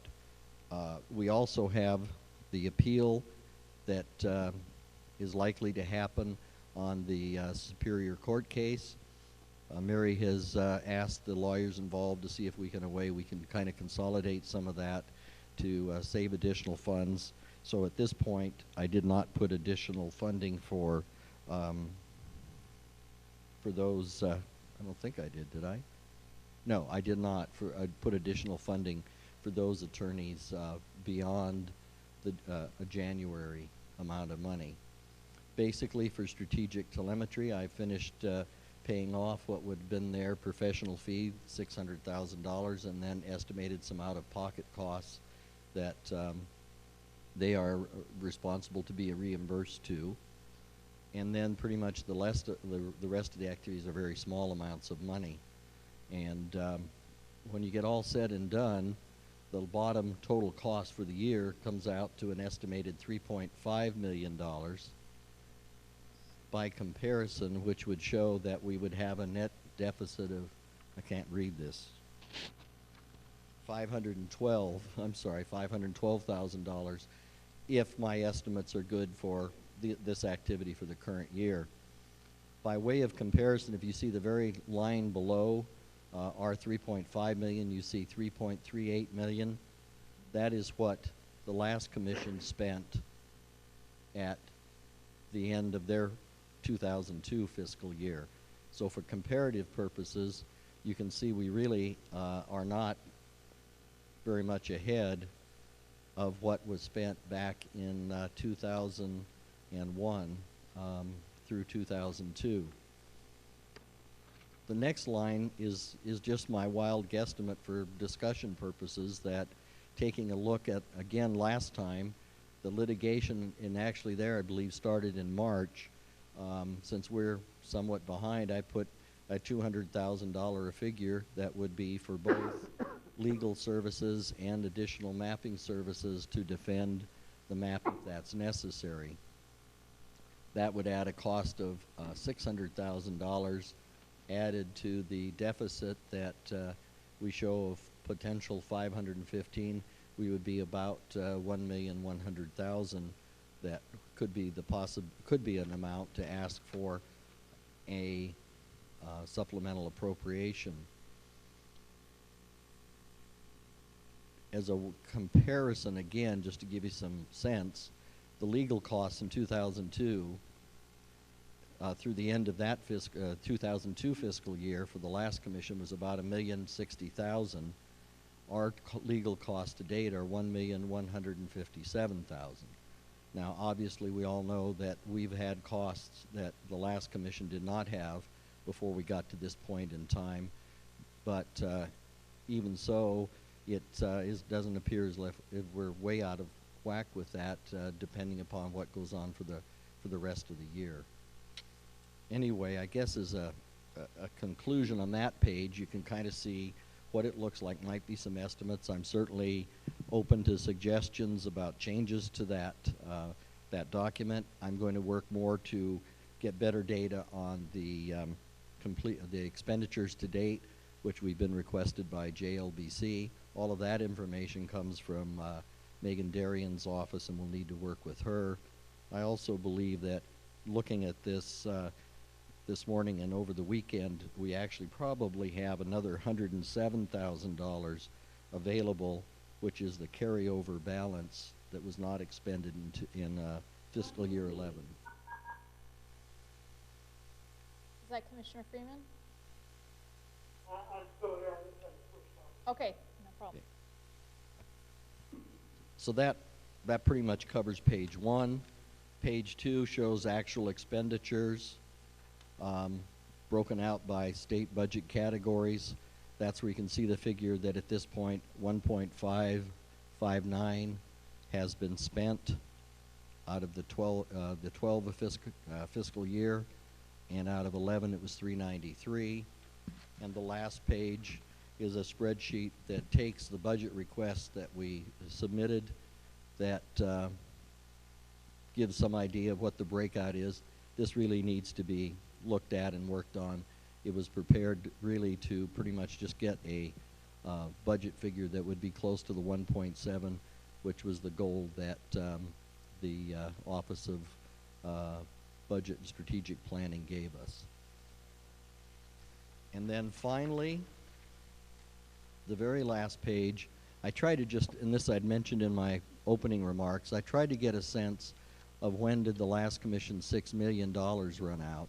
And as you can see, the green highlighting in the when expended, they were very close at the start of at the end of 2004, when they'd spent $5,540,000. So they had the advantage of having some funding available to handle emergencies and litigation. In the very right column that says 2010 appropriation, just for comparison purposes, if we know we have $500,000, this year we have a $3 million appropriation. Next year we have a request in for 1.7. That would be a total of the 2 years of about $5,200,000. If you added a supplemental request of 1.1, our total amount then would be about, for the 2 years, $6.3 million. If you consider inflation, which is shown at the bottom, over the last 10 years, an equivalent figure would be about $7.5 million. So if you look at it that way, it does not look like we are being, that kind of request would be out of line for what we would need based upon just inflation alone. I guess with that, I would be happy to try to answer questions. As I say, I think this is a starting point. We will be refining it. We do intend to have ready to submit to JLBC the information they've requested by the 20th of January. We, of course, will get that to you just as soon as we get it. We will continue to talk with them about what additional material they may need. But I thought I at least should get this off the ground today. I'm not quite ready, but I really wanted to make sure that all of you were aware of what we were looking at and what we had been doing. So with that, Madam Chair, if I can answer questions or if there are suggestions, I'll be happy to take them. Thanks. Thanks very much for pulling this together, Mr. Bladine. It's a ton of work. Any thoughts from commissioners on the budget projection and his response to JLBC?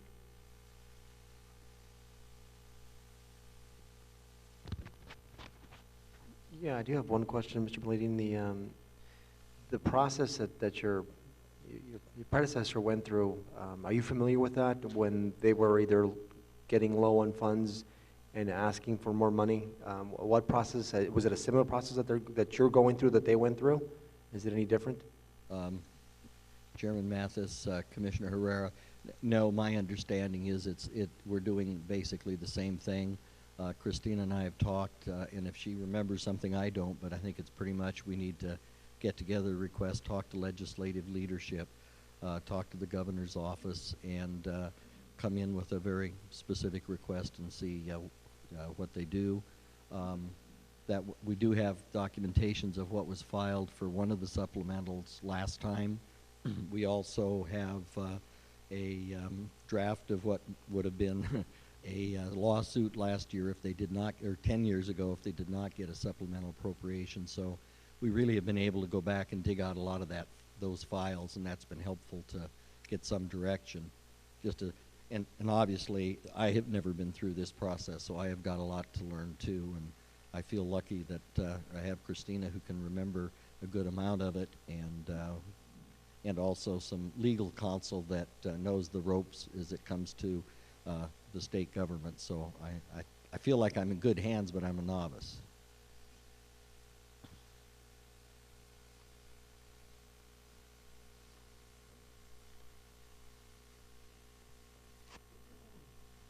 I don't have a question, although I will look at the material. But I want to thank you for putting it together. This is such an enormous task, and there's no way to predict. It's impossible to create a budget for something that's only done once. And I just want to say how appreciative I am of the very thorough and professional job that you both do in responding to all the requests for information that we get, in tracking everything that we spend, and in carefully trying to project how we can best manage the funds that we have. So, thank you. Thank you, Commissioner McNulty. And anytime you have questions, please call me, or suggestions, because this is a work in progress, but we do need to move forward. Any other questions for Mr. Bladeen or Ms. Gomez?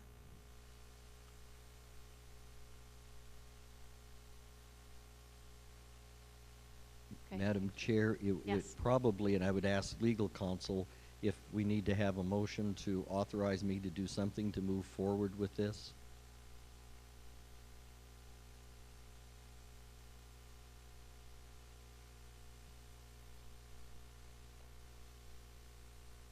It's never a good sign when they have to collaborate.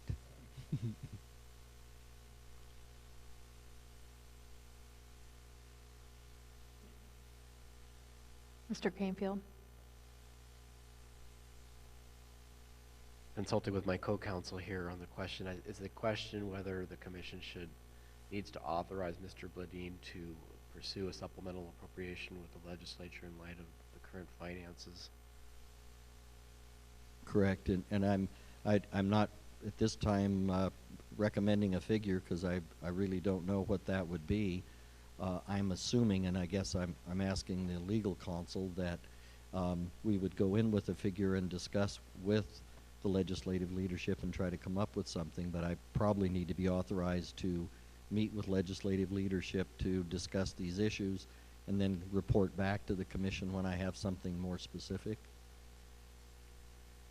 Madam Chair, I think it probably would, I think Mr. Bladeen's duties include the budgeting aspect of the financial aspect of the commission, so arguably he is authorized to do this without necessarily receiving approval of the commission. Having said that, if the commission wishes to give him that direction and comfort, then that certainly wouldn't be inappropriate to do.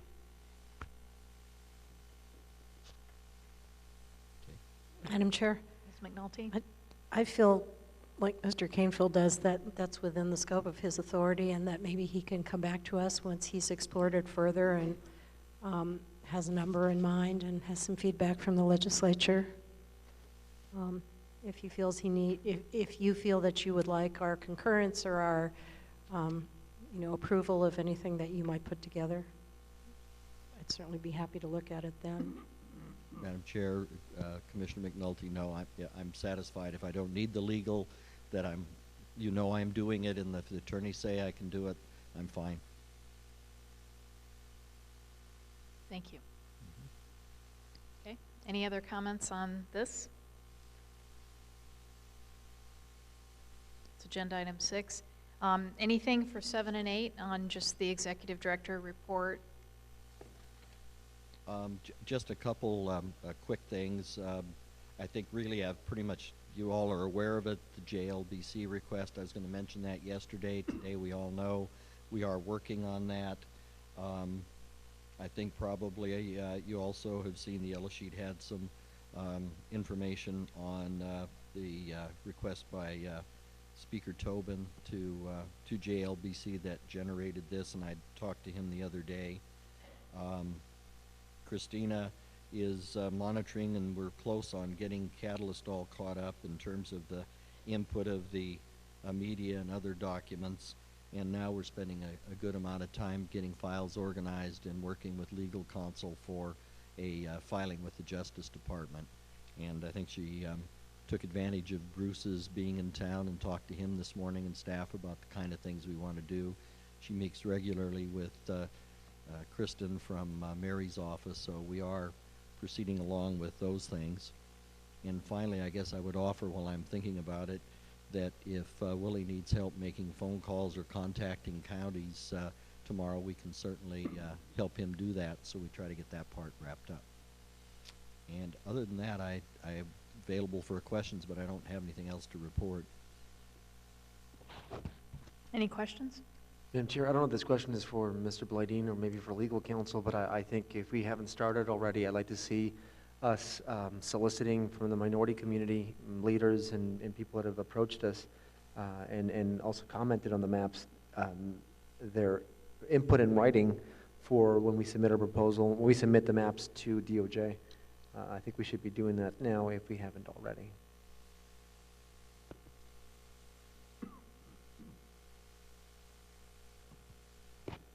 Madam Chair, Leonard Corbin is here, so I'm assuming he's already written the letter.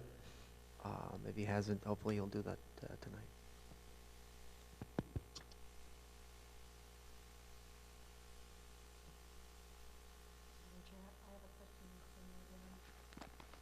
For Mr. Bladine and legal counsel, the pre-clearance submittal, I think legal counsel is working on that with you now. Do we have a target deadline, and if not, should we set one? Or are we still working for the end of January to submit to DOJ? Madam Chair, Commissioner McNulty, I guess the best answer I can give you, we're working kind of as fast as we can, but I don't know the answer to when the outcome will be.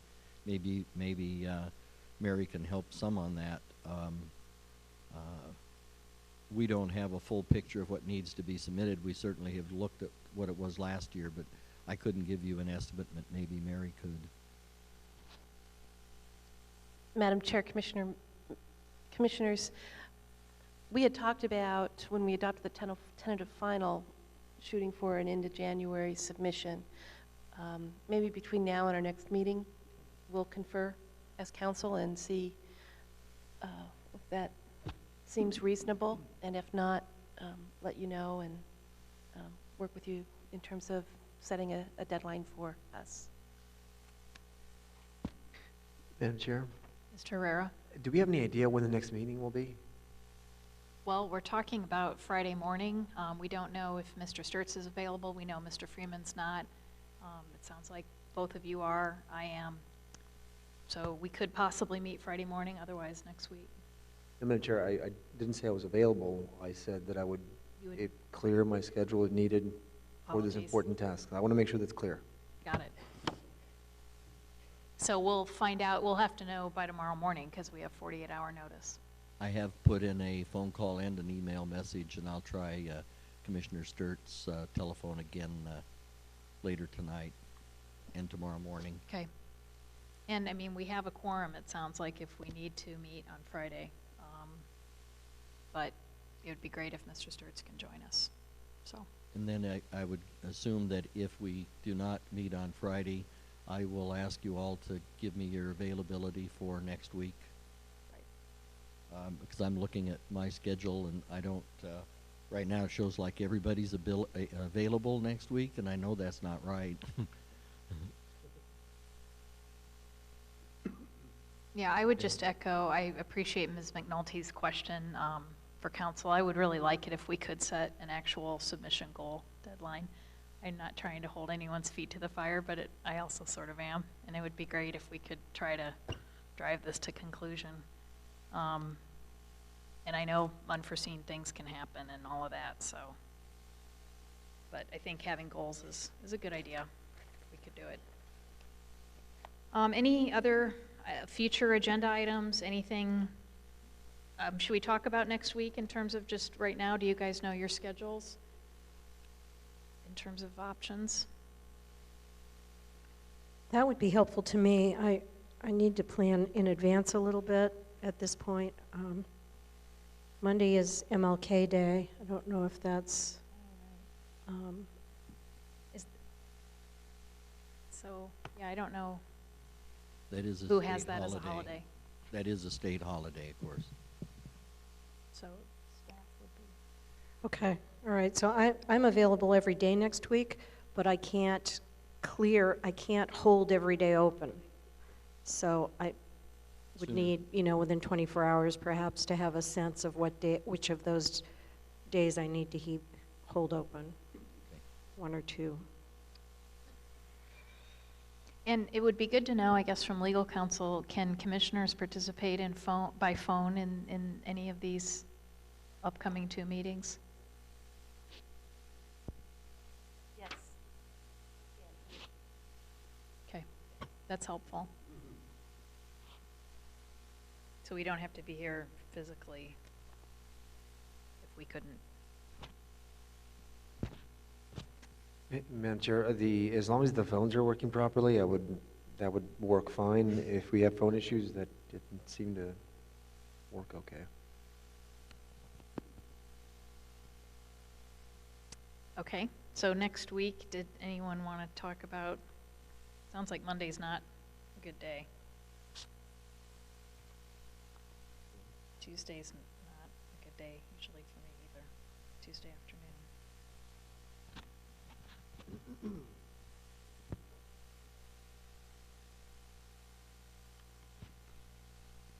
Madam Chair, are you talking about an additional meeting? Next week. So the Friday is one, and are you looking at an additional meeting the following week? Right, we need And that 2 would, more. No, that would be a total of 2. Mm-hmm. So 1 more after the one on Friday. Correct. I am available on Monday. But it doesn't work, does that, Mondays? Oh, the staff wants a day off? I think when the state fought as hard as it did to get the holiday, that maybe we don't want to... meet on a holiday. But yes, it's purely about us, as it's been all along. Right. We're used to this. So the 17th in the morning, I can meet up, and I just have a meeting at 1:30 on Tuesday that I have to attend. So I could meet, though, any time up until then.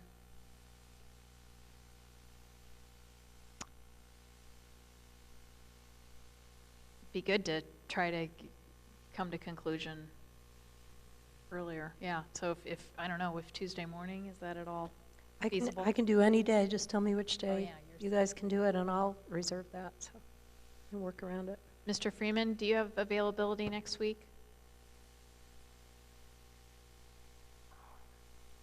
Madam Chair, I'm sorry, when I was in and I'm not complaining, it's just for the record, when I was in my office, I could hear just about everything you said, and about 50-75% of what everyone else said. Since I switched phones, I really only have the biggest idea of what you guys talked about. Oh. If it has something to do with the schedule, I would ask maybe Mr. Lydia to follow up with me by email and phone tomorrow.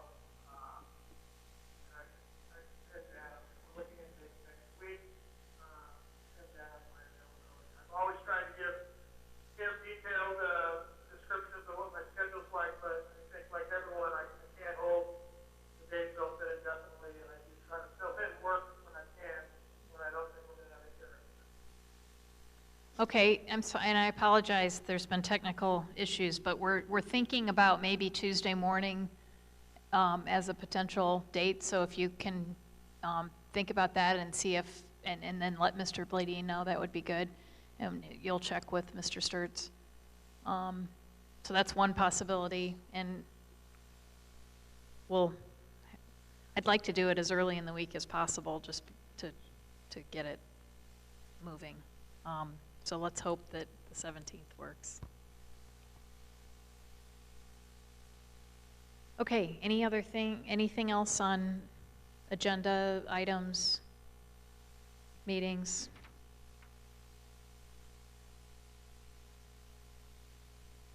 Mr. Freeman, I should note too that legal counsel did say that if commissioners need to, they can dial in for these next 2 meetings. We'd obviously like to have everyone present if possible, but we know everyone's schedules are really tight, so just keep that in mind. Okay, anything else from anyone? Any final thoughts, comments, questions? Okay. Well, it's earlier tonight. So we'll go ahead and adjourn the meeting. The time is 8:13 p.m. Thank you all for coming and for the public's input tonight. We appreciate it.